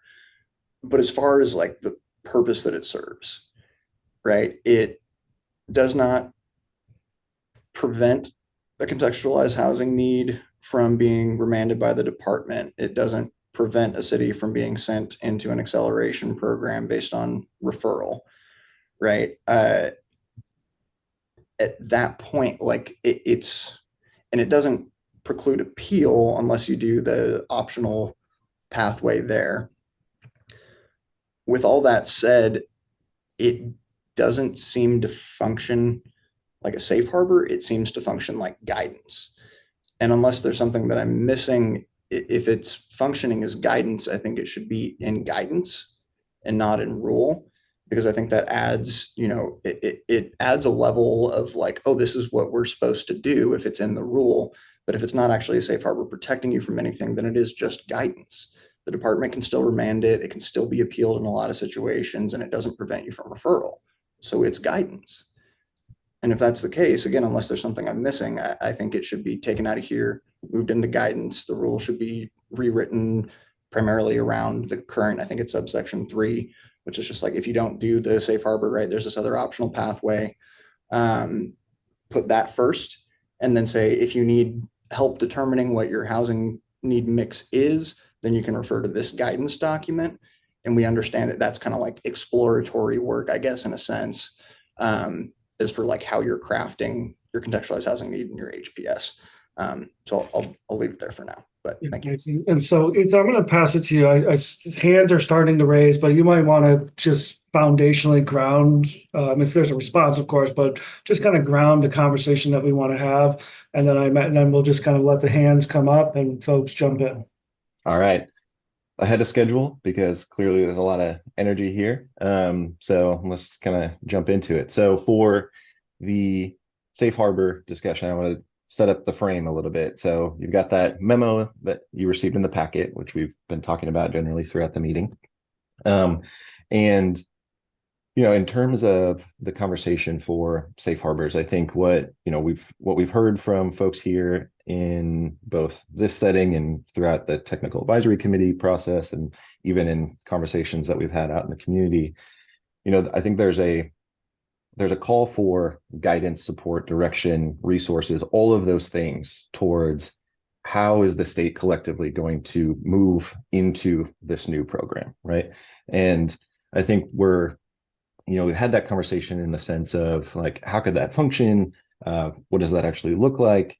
But what we haven't had is some specific examples in that conversation. If we truly are going to think about things like safe harbors for different characteristics and locations, what does that actually mean? What are the words? What are the metrics? What are the standards for that conversation? And I think that can kind of lead into that could serve as a vehicle for us to have the conversation about like the use and the utility and the value of a safe harbor in this program, particularly as it relates to how cities do that translation of their needed housing into the contextualized housing needs analysis. Like, what are we actually planning for? What are the elements of housing need that exist in our community, and how we take those actions in direct response to those community needs? And so that information in the memo hopefully serves as a way or vehicle through which we can have that conversation a little bit more grounded,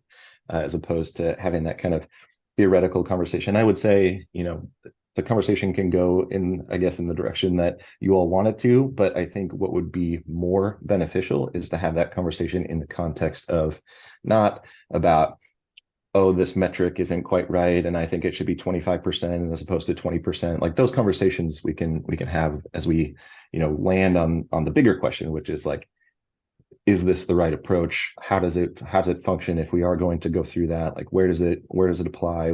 How is it woven into the rules? So but I understand that you have to kind of get into those technical weeds in order to understand that. So I think that's the queue up that I'll provide for this discussion. But I think the next 50 minutes will be really interesting. I'm excited to hear the conversation. Thank you.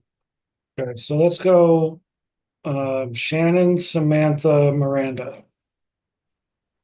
Thank you for that context, Ethan. I'm going to try to be concise. I have a couple different thoughts. Here's the first one. Having participated and gotten to participate in the rulemaking for middle housing and thinking about the model code development, like here's a default that we all feel like is excellent.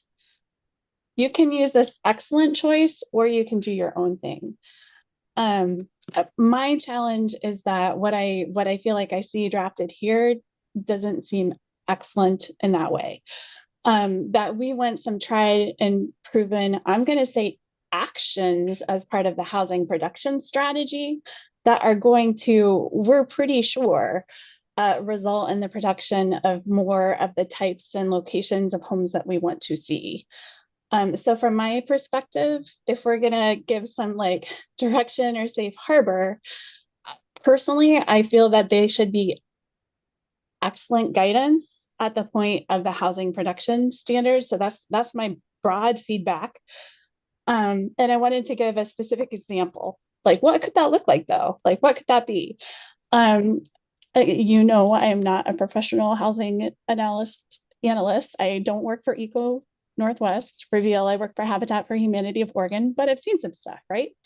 So in Sisters, for example, and apologies if some of you have heard this before, they have trickily come up with awesome inclusionary zoning incentives, right? So that any developer of a large scale development, rental or for sale, who wants any kind of variance locally has to include at least 20% affordable homes. And you're thinking to yourself, can they really do that according to Oregon state statute? Oh, they can. And can they really enforce it? I mean, only if those builders want all their permits and want to be able to build the rest of the high income homes and make their money. Yes, they can enforce it, right? And they do. And 3% of all the homes in Sisters, 3% of the population lives in Habitat homes. 3% of the population in the town, because it's been in place for about a decade now. If the state of Oregon, and granted, there's some excellent local leadership, longevity, and engaged board, other good things too. But if the state of Oregon had produced at that same level, we would have 100,000 homes instead of 2,000 in our state that are built by Habitat for Humanity. Thank you. Thank you, Shannon. Samantha. So unfortunately, I have to sign off early. I have a 12 o'clock that I have to drive to, so that the timing of this is unfortunate because I really wanted to engage in this discussion fully. So my apologies for having to leave after saying this. But at the same time, we did submit HBA and the realtors submitted a letter to DLCD, I think last week. I'm not sure if that's been distributed to the RAC, but we are. If it has not yet, please do so. It kind of follows up with what I'm about to say in more detail. I think on the safe harbor piece, and I'll just speak for HBA here, we have grown increasingly uncomfortable with it because one, as Shannon just said, what has been drafted is not excellent. And two, we feel like the whole concept of having a safe harbor could go sideways with the intent of ONA that we all agreed to during the legislative process when it was being negotiated and passed, which was we were going to go away from high-level standardized planning under Goal 10 and go towards more targeted, unique, and localized planning efforts on a system that was being measured with some objective metrics in terms of production. And so the addition of the proposed safe harbor and the idea of putting more safe harbors in feels like old goal 10. And then the other part is the lack of understanding of what does a safe harbor mean from an accountability standpoint. I think for us, we would be very opposed to any situation where a local government adopted a safe harbor and that safe harbor resulted in an inequitable or insufficient housing outcome. And then we were unable, and then because of that, there was some sort of block or whatever to go through the referral process and the audit and everything. And I just remind folks that going through the referral process is not intended to necessarily be punitive. It's supposed to be an opportunity to get a more holistic review of what decisions have been made and what that outcome is. And so if a safe harbor is put into place into this rule and it is very clear in the rule that that is no shield from any sort of accountability, I think that that's fine. But if we start putting safe harbors in and then there's nothing that can be done on the back end of accountability, then we've really gone counter to the true intent of this bill and what this program was supposed to be. So, unfortunately, I have to go, but I am happy to follow up with anyone individually on those concerns. And if the department feels like we need to submit more details or examples of anything, happy to do so. Okay, thanks, Samantha. Miranda? Yeah, I think I have a different perspective, being at the local level. I do agree that if the safe harbor turns into something that is not tied to some level of like guarantee for a city to not be taken through enforcement, then it really does belong in guidance documentation and not in the rules. And so I do kind of agree with that line of discussion. I think where I start to have a different perspective is that as a local jurisdiction who is dealing with pressures from the development community, in addition to, you know, local politics and policy issues and trying to do good planning and deal with our housing production strategies, it can be really difficult to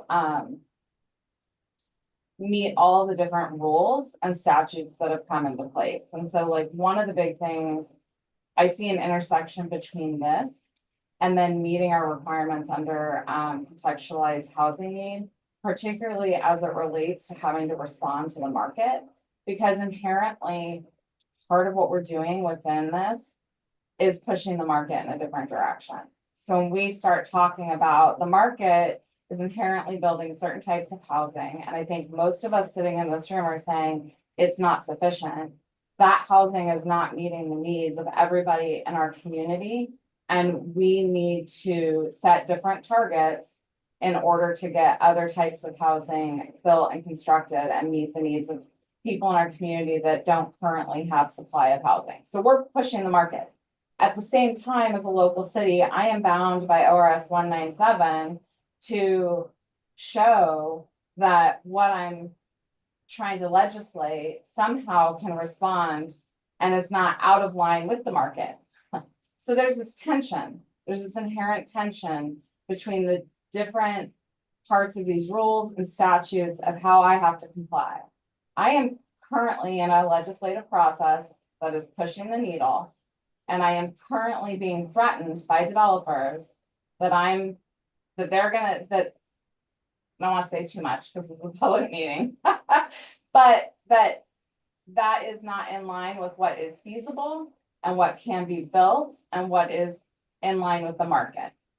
That could take me into an accountability or an enforcement process or just plain old litigation, right?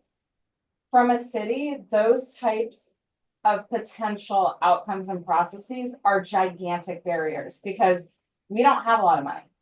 And the money that we want to be able to prioritize and invest is in actual housing on the ground and actually like moving this needle forward and not being in litigation, or not going through these lengthy processes.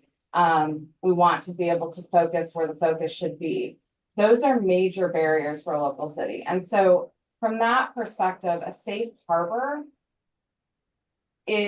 it does more than just, and I get the whole, like, it should, like, in a perfect world, it should be excellent guidance. It should be pushing the needle. It should be all these things. It also needs to be realistic where a city will actually take that approach in order to move the needle and protect themselves. And it's things, to some degree, we need those safe harbors, like even within the middle housing rules, like we have been pushed and it has told us that we have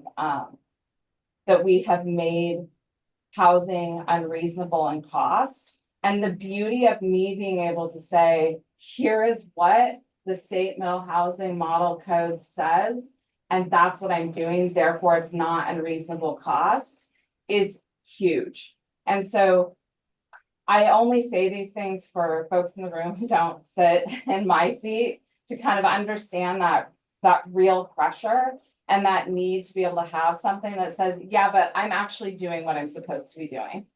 And there's some level of protection for me going to court. So like, you can still try to take me to court, but recognize that there is this certain level of protection that's been written into law for me.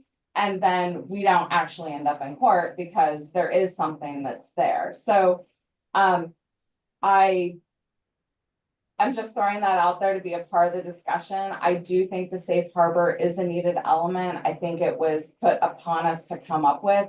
I think it's a really, really hard assignment. Do I think we can get there by December? I'm not going to hold my breath, but I also feel like we were put in a room together because we're really smart and passionate people, and that I personally believe we should continue to try, even if we can't get there. Thank you, Miranda. Let's go, Tara, Brock, Mac. You're on mute, Tara. I appreciate Miranda's comments, and generally I agree with her. I do think we're not close to being there with the safe harbor sample language that we have right now. And I think, everybody is doing everything they can in earnest, and we do completely need to try to get there because it is an important component for city staff. There were two things that I picked out, which I think are examples that relate somewhat to what Miranda was talking about. The first one being, the whole purpose of the housing production strategy is to produce units. And so there are some safe harbor sample language in the memo that I have a lot of concerns is going to actually do the opposite, is going to stop development.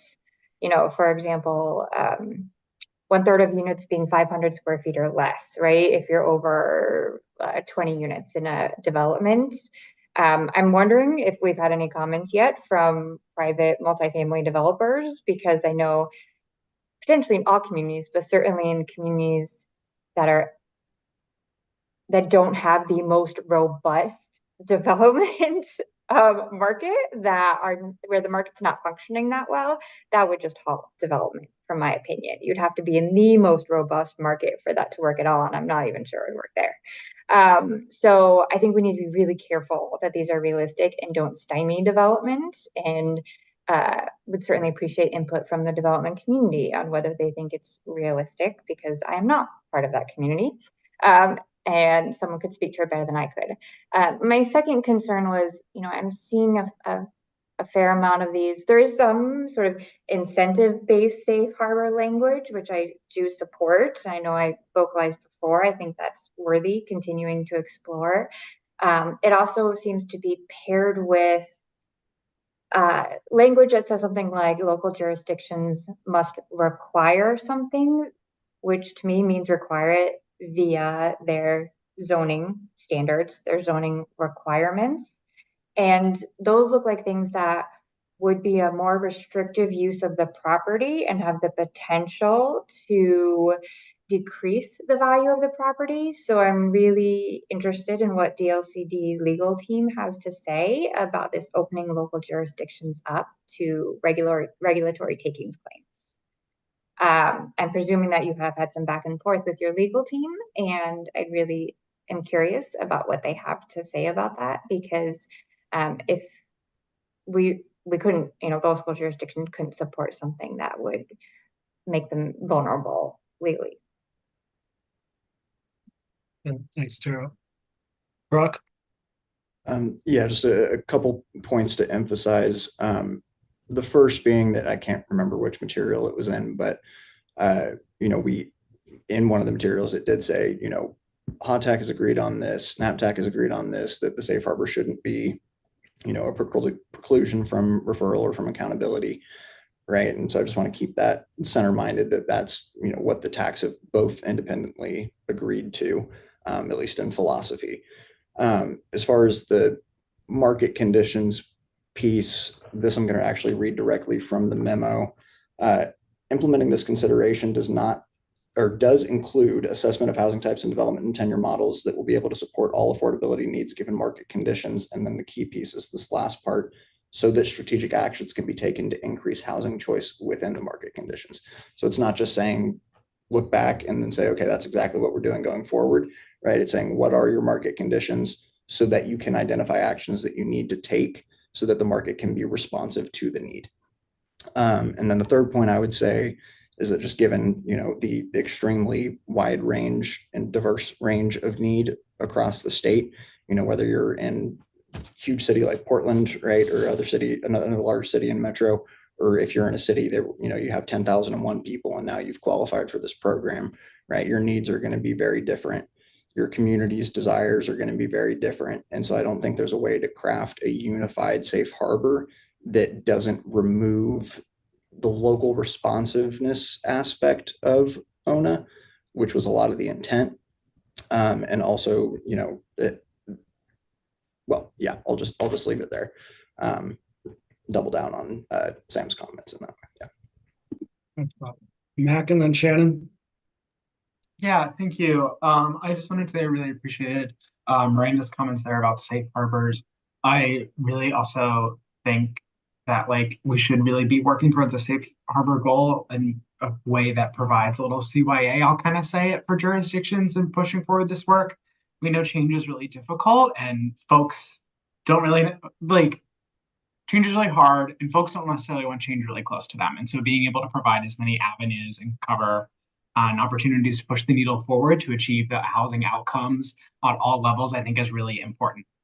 My other question or comment, I think, into it is there any way that we as RAC members can help you all as staff find potential avenues for additional time or recommending a future rulemaking process for some of these items? These are really thorny, wicked problems that intersect a lot of different issues that we're trying to touch as well. And not saying we shouldn't still shoot for December to get these provisions drafted into rulemaking, but also recognizing that this is a massive change to the system we have to work in. And I think we all want to get this correct, even if that doesn't mean doing it necessarily super quickly. And so just trying to see if there's any space that we all can help you identify rooms for that. And again, not saying we shouldn't still shoot for December, and I know that's a statutory deadline that we have to meet. And then my last sort of comment there is I did actually really like the density safe harbor as relates to trying to develop affordable housing at 80% area median income or below. I think it's really critical to be able to push jurisdictions and then also provide that caveat for them in the safe space to make sure that there are enough sites zoned within a jurisdiction that have the opportunity to accommodate affordable housing, which we know is going to really need some higher density parcels, especially in high cost and high land value jurisdictions, to be able to make projects like that pencil and deliver that needed housing. And that's all for right now. Thank you. Yeah, thanks, Mac. Let's go, Shannon. Yeah, thank you. And I'm not going to dive in and micro look at the safe harbor as drafted. There's a but I feel like the goal is beautifully implemented policies that result in increased affordable home production that's responsive to community needs. I feel like that's the goal. And I don't think that focusing on unit size, I can't find the through line from doing that to the goal. And so I think that the terminology within this group is adoption ready policies and actions.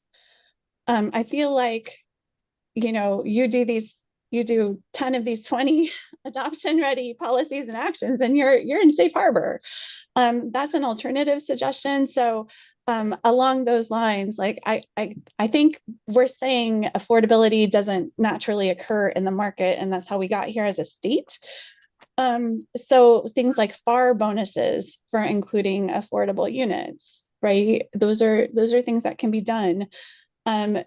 Changing permit costs for entry-level home construction. If units are smaller for sale homes and or middle housing, maybe your permits are cheaper, right? Those are things cities can do within their power that incentivize actual production of affordable units.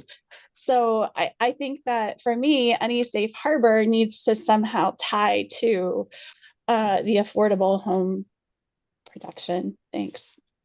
Thank you. So let's go Brock and then Ann. I would love to invite any folks that we haven't heard from yet to jump in, but Brock, please. Yeah, and I'll try to be quick with these two. So one, in response to the comment about that Miranda made about, not wanting to get sent to court and having some legal protection for that. Even if the safe harbor this in the rules currently were removed, there would still be an option for legal protection there if you go through that segmented approval process, right? Because then the department's approving it and then it's going into your HPS. Your HPS can still be appealed, right? But that was never in question. So that does still exist even without the safe harbor and rule.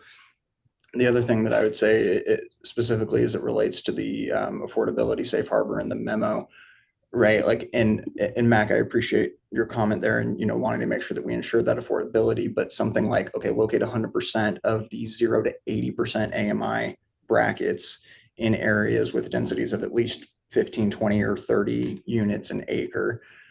That is going to make it really difficult to address the racial and particularly economic segregation, right? If you have high income earners in areas that are typically lower density, right? And then you're saying, but all of our affordable housing for 80% and below, right? That all needs to be really high density. You're by default separating those two things out, unless all of the current low density areas are raised to a standard that supports those density levels, which I don't think is something that local governments are going to be doing broad spectrum. So I'll just add those two and then I'll be quiet for a little while. Okay, thank you, Brock. Let's go Ann and Juliet and Kathy. Thank you. I'm absolutely thinking the same as what Brock just said in terms of this defaults to economic segregation in terms of this so-called safe harbor that puts all of the lower income in the higher density and reserves the lower density for higher incomes, essentially. So that concerns me quite a bit. I do, though, think that a safe harbor is an excellent idea. I think that it will help cities get some momentum in this initial phase where everything's new.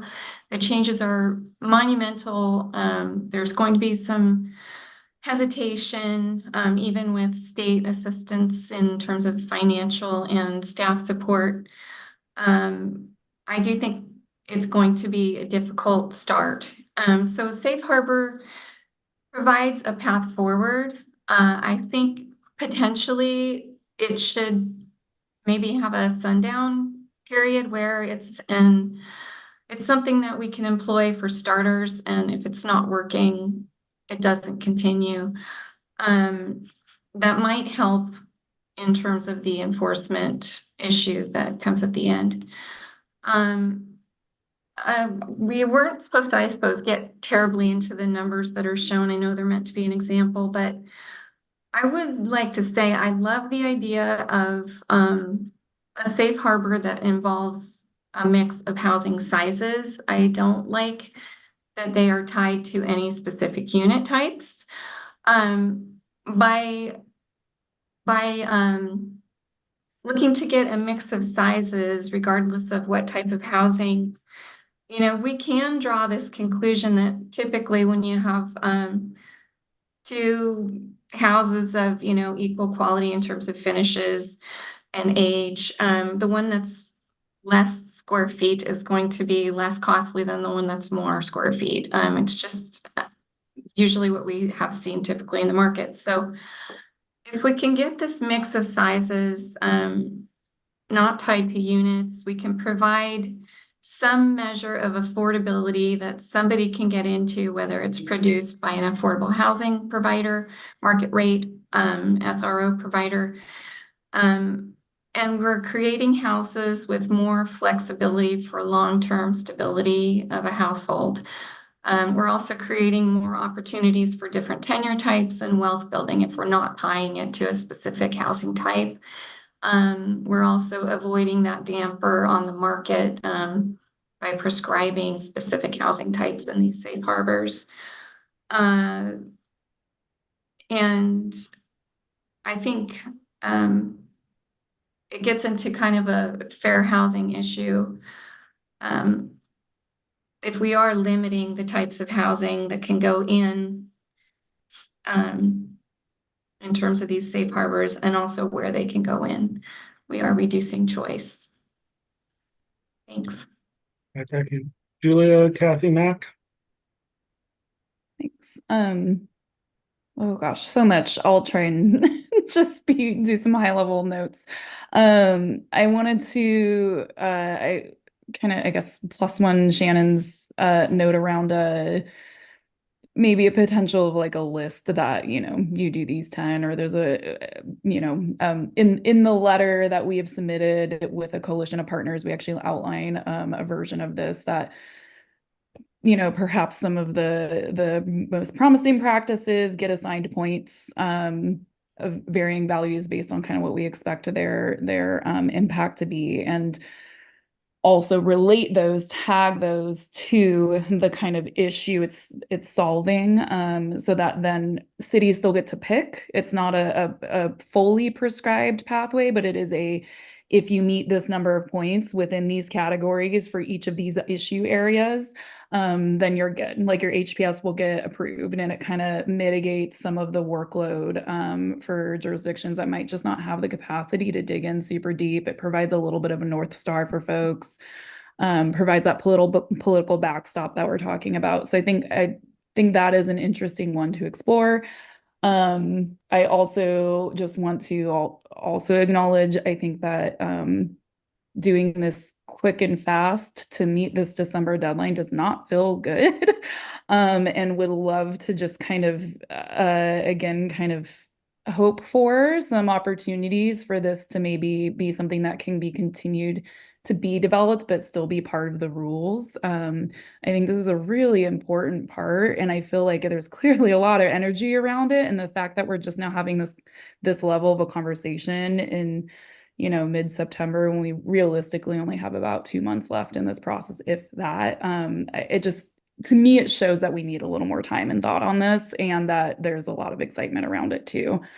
And then lastly, on the kind of affordable housing type location, all of that.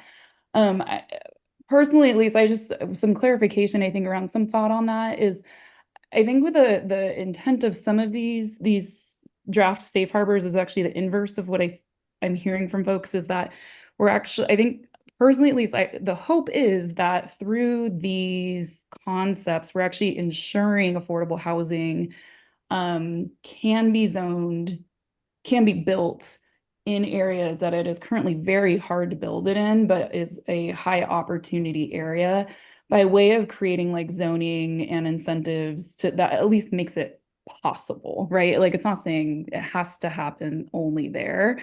It's just saying it doesn't happen there already. And so here are some tools to kind of try and incent and make it even possible to happen there. And then there's also just the reality of funding mechanisms for affordable housing across all scales, rental, homeownership, all of that, again, I feel like I say this every meeting, but I think it's really important. We need to make sure ONA is coordinating with those, right? Like, let's look at where OHCS even will allow affordable housing to be funded. Let's make sure those things are like coordinated in the ONA process in terms of incentivizing zoning, all of those things. So I'll leave it at that. I have some other specifics that I can write in later to make sure there's get some time to. Good. Thanks, Julia. Kathy? Yeah, I took a look at the contextualized housing needs safe harbor in the rules, which is separate from the safe harbor considerations. And I have been part of the NAPTAC and RAC the entire process, and I don't know where this notion of 500 square feet or SROs as a priority came from. I do not see that as a way to build a stable source of housing. I think it's the 10-year issue that's been brought up is absolutely true. And the notion, I guess, that this is all we can build for people who are homeless or people who are in the 0 to 30% category, I actually find offensive. There have got to be other options. And I know this is just one thing that was thrown out, but I have no idea where it came from, having been part of all these discussions. Thank you, Kathy. Is there, I don't know, DLCD, is there any reflection back? I do want to offer a clarification related to the inclusion of single room occupancy as a housing type in the safe harbor. And I think that there may be in the housing type mix safe harbor, and we heard this in the NAPTAC yesterday or the day before. And so we are stewing on kind of a language change, but multi-unit housing and single room occupancy are two different housing types. So to plan for both of those to be able to be built for, whatever the percentage is in that particular safe harbor, not that it is like a combination of the two, that what must be built is multi-unit SROs as one type of housing. So the intention is only to make sure that they are included and that they are planned for as directed by the needed housing statute. So I'm not sure if that helps, Ben. I know your comment at the top of the meeting, and Kathy, your comment there. So again, the intention is just that the rules ensure that they are included as a housing type that it is planned for, not that they are the only housing type that is planned for in either of those cases. But using the word "or" would mean that a jurisdiction could choose to plan for one type or the other. So if there's, we'll look into ways that we can describe that, but I just wanted to offer that clarification on that item. That's helpful. I know, Ben, you had started this much earlier in the meeting, Gerwitz, around just the over-reliance on SROs and some of the limitations. And Kathy, I appreciate your comments. So I'm going to jump a little bit because we haven't heard from Rachel. I'm going to go to you, and then we haven't heard from Alan Hines. I'm going to go to you, and then we'll come back to Ann and Tara. So Rachel. Thanks, Ben. I just wanted to add, I'm not a developer, but I work in affordable housing lending. So I do work a lot with developers. And I want to support flexibility and not including too much prescription, because there are just so many different communities we need to support with this. And, like right now, it's easy to make rules based on the climate that we're in, but we might not always be in this same exact climate. And hopefully we're making rules that will last a really long time, so we don't have to do this over and over. So I just want to really make sure that we are including flexibility in everything that we're doing, because particularly, I'm going to plug the not-for-profit developers out there. They have a finger on the pulse of what is needed in their own community. And if they are constricted by the rules that we're making, it's going to be a problem for each of their communities that they support. Great. Thank you, Rachel. Let's go, Alan Hines. Yeah, I give my appreciation for the state of the people with disabilities. I wanted to give my appreciation regarding the safe harbor for people with disabilities. Around the percentage. Around the percentage Location. of given location. Yeah. Of given the percentage of given location. I think that's a really great way of looking at the numbers locally. I think that's a really good way of looking at the numbers locally. And that's how we get the numbers. And that's how we. I'm not sure how we get them. I'm not sure how we get the numbers. But I think it's an important way of looking at it. But I think that's an important way of looking at it. I want to touch on the unit size. I also wanted to touch on the unit size. And incentivize units that are smaller than 500 square feet. To incentivize units that are more than 500 square feet. Less. Less? Yeah. Oh, to incentivize with units that are less than Yeah. 500 square feet. So I when we are thinking about accessibility, When we're thinking about accessibility, the footprint of the unit is very important. the footprint of the unit is very important. So that we have, for instance, 60 inch radius. So that we have, for instance, 60-inch turning radius. People who use mobility devices can maneuver the apartment. So that people with mobility devices can maneuver in their apartment. So I think in terms of smaller units,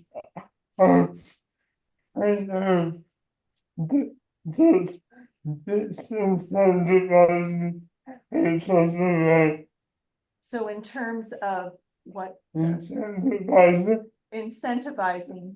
smaller units. So in terms of incentivizing smaller units. That actually just incentivizes accessibility. That actually disincentivizes accessibility. So there's a tension. So there's a tension there. Yeah. Thank you. Yeah, thank you, Alan. Anita, were you gonna bring some chat comments in? I was, thanks, Ben. So thanks to some folks who sent me a chat about, some of it was, a couple of them were about SROs. So just kind of a couple comments about SROs. Poorly designed and poorly managed aren't necessarily a good way to go unless they are considerably designed. Then also the concern about SRO statute definition, college dormitories seem to meet the definition. And there's a concern about communities like Corvallis and Eugene have notoriously, we'll say, squirrely city councils. And then another comment about kind of mix of sizes and would like to see an exclusion for 100% affordable developments. Because if they're located close to a park or a grocery store or transit, this is what a community has been asking for. So they're looking at 3, 4, and 5 bedroom homes, usually for families or extended families. Good, thanks, Anita. I love that we got squirrely into the commentary today. Richard, we haven't heard from you, and then so let's go Richard, then Mac and Tara, and then we'll do a time check, see where we are, because that might be the end of our comments. But Richard, jump in. Just real quick in response to Mr. Hines' comments, if there's 4 more units, they're going to have to comply with the Fair Housing Act, which is going to require those minimum dimensions. So just that point of clarification that you can't just decide to do something that overrides Fair Housing Act construction design. That's not going to happen. Right, so that's again, the 4 more units as part of the requirements there. So, Mac and Tara. Thank you, Ben. Yeah, I just wanted to respond to some of the comments from before in relation to the safe harbor for density as relates and intersects to economic segregation. And say, I appreciate those concerns, but I also want us to recognize that for deeply affordable housing, and I'm particularly talking about the affordable rental side, it's going to require public funding to be built. And public funders very often, and I think rightfully so, have subsidy per unit or subsidy per bedroom limits. It is also my understanding that OHCS, and I'm happy to follow up with staff to provide this information, has a sort of limit in terms of the amount of subsidy per unit they'll provide in terms of land value. And so it can be really hard, especially in higher opportunity, low density areas, to make affordable housing projects pencil. And additionally, the number one funder of affordable housing is not the state of Oregon. It is not local jurisdiction. It is the low income housing tax credit. And the low income housing tax credit really needs a certain number of units to reach in a certain economy of scale, which is about, general rule of thumb, about 40 units for that funding source to be able to work. And for not only to get that project to pencil, it's also covering the operating costs of that development, but also be able to fund the provision of resident services, which is going to be so critical for those affordable housing units, particularly for residents at 60%, even 80% of area median income or below. And so, in a perfect world, yes, I wish there was more money that was flowing around that could fund deeply affordable rental affordable housing units in lower density sort of areas, but that is not the world that we currently exist within. Again, I'm talking right now about rental. It's a different ball game for affordable middle housing in the home ownership space. And I know Shannon can speak a lot to that. And so like both of these truths can exist at the same time, and they're just like in different levels given the different funding sources. So I just want to highlight that a little bit there. And also that being said, like I don't view the density safe harbor necessarily in isolation. If we're getting this process to work in the way that we intend it to, it's also going to be intersecting all these different components around fair housing and opening up areas of opportunity. So there's not just one section of town that can have this density to it, but also hopefully we are opening up those higher opportunity neighborhoods and higher income areas for low income households. But again, for projects to be built there, they need to be at a certain density on the affordable rental side. And that is more of what I see as the critical nature within that density safe harbor, is it allows for that opportunity for an affordable housing project to occur. Thank you. Thanks, Mac. Let's go. Anne, Brock, you might be our last speaker of the day. Anne? Thank you. I do want to acknowledge that I do appreciate all the effort that went into creating these safe harbor provisions, and I think oftentimes we start out with something very detailed and very long, and it just takes some whittling down and simplification. But still, it's a really good start, and I think we want it to be something that cities will embrace, that boards and councils will agree to, and that will work, like everyone's been saying. And that would mean making it less extreme in terms of the size thresholds and the percentages for those, as well as just nixing the whole idea of tying these sizes to housing types. But I want to suggest, gentler percentages and, size thresholds that we're used to, that we know something about. We've got, for example, many of us, an 800 square foot maximum for accessory dwelling units. That might be a start for incentives, a 900 one for accessible units. And then there's also the model code for cottages that's got that 1,400 square foot figure. So when we're looking at a safe harbor with a mix of sizes, maybe start with something that planning departments, councils and boards can get their heads around. And that might offer, some viability, a little bit less unknown. Beyond that, I just wanted to suggest sort of a specific amendment related to accessibility and whether it's in the safe harbors or elsewhere. Can we require that jurisdictions allow things like ramps and lifts within setbacks? And that sort of speaks to Alan's concern as well about the envelope, but you know, maybe we don't take away from the building envelope for things like that.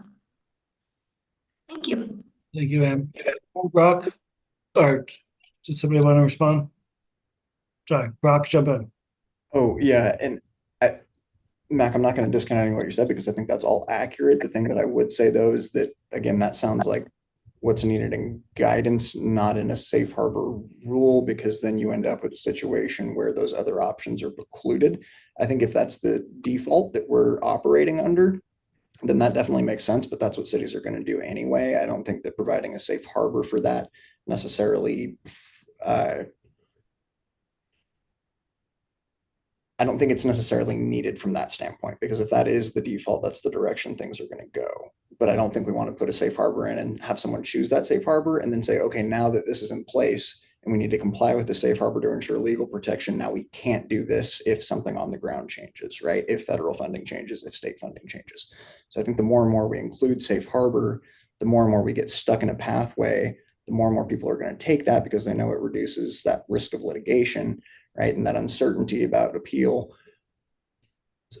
The more we add safe harbors in, the more we go in a universal direction, and the more we inhibit the ability to innovate and, you know, make different choices based on changing need. But I 100% understand that, you know, your comment about having to, you know, hit certain criteria for low income housing tax credits and things like that for rentals, that absolutely is accurate. Yeah. Good, thanks, Brock. And is that your old hand? Yeah. Okay. So we probably should move into closing, and so Ethan or with DLCD team, if you want to just offer any reflections and a little bit of next steps. I know we got some scheduling up in front and some deadlines we want to hit, but let me pass the floor to you. Yeah, thanks, Ben. I would open the floor to the rest of the DLCD team and even Commissioner Lazo about reflections on that discussion before I go into close and wrap.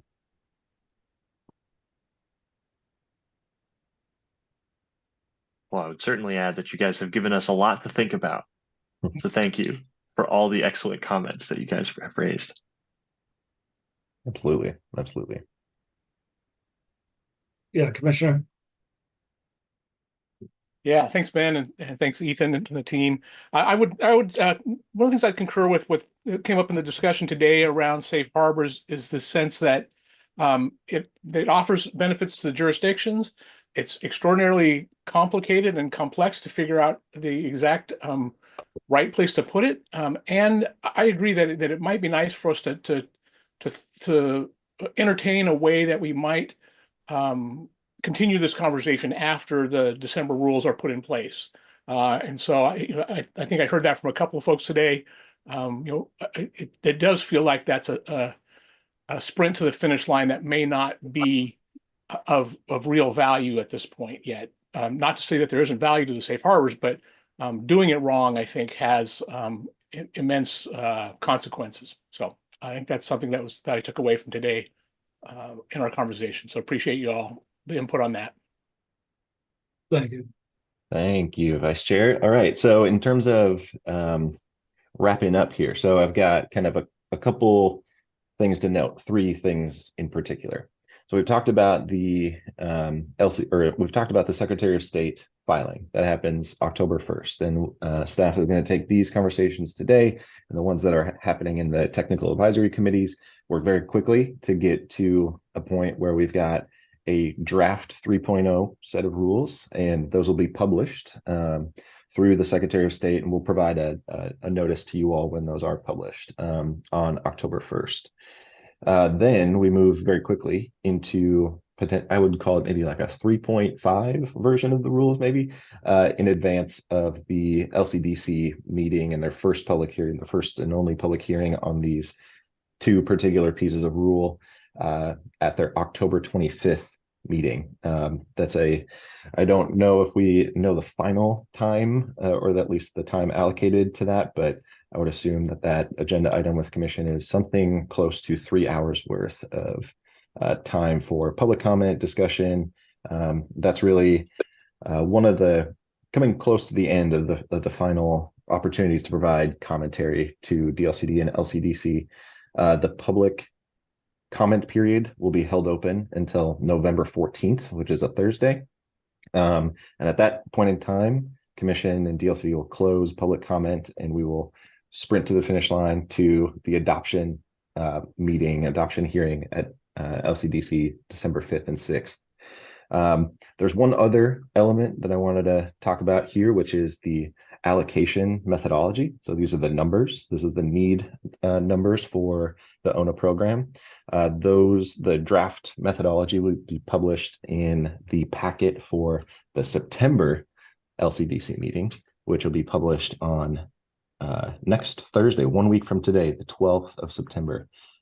So public testimony will be held at the September 27th date for the LCDC.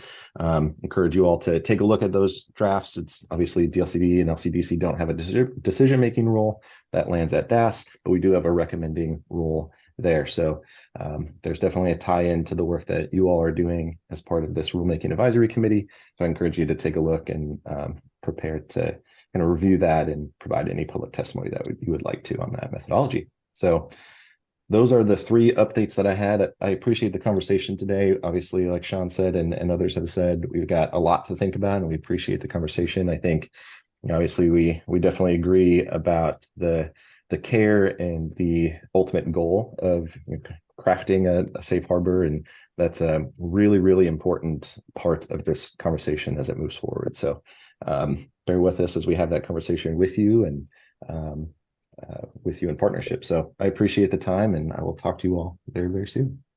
Even as the comment period for the rule and the methodology. Oh, sorry, Brock, what was that? You're on mute now. You're on mute.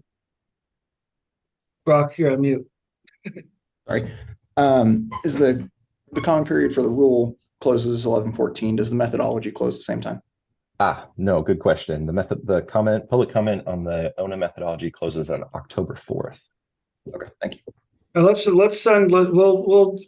LCD, we'll do some work and make sure you all have kind of those critical points in time, so you don't miss deadlines that are upcoming. Yeah, we'll line that out very clearly, hopefully, in the post-meeting email that you'll receive. Good, awesome. All right, 12:01. Be good, everybody. Much love. Take care. Thank you all so much. Thank you.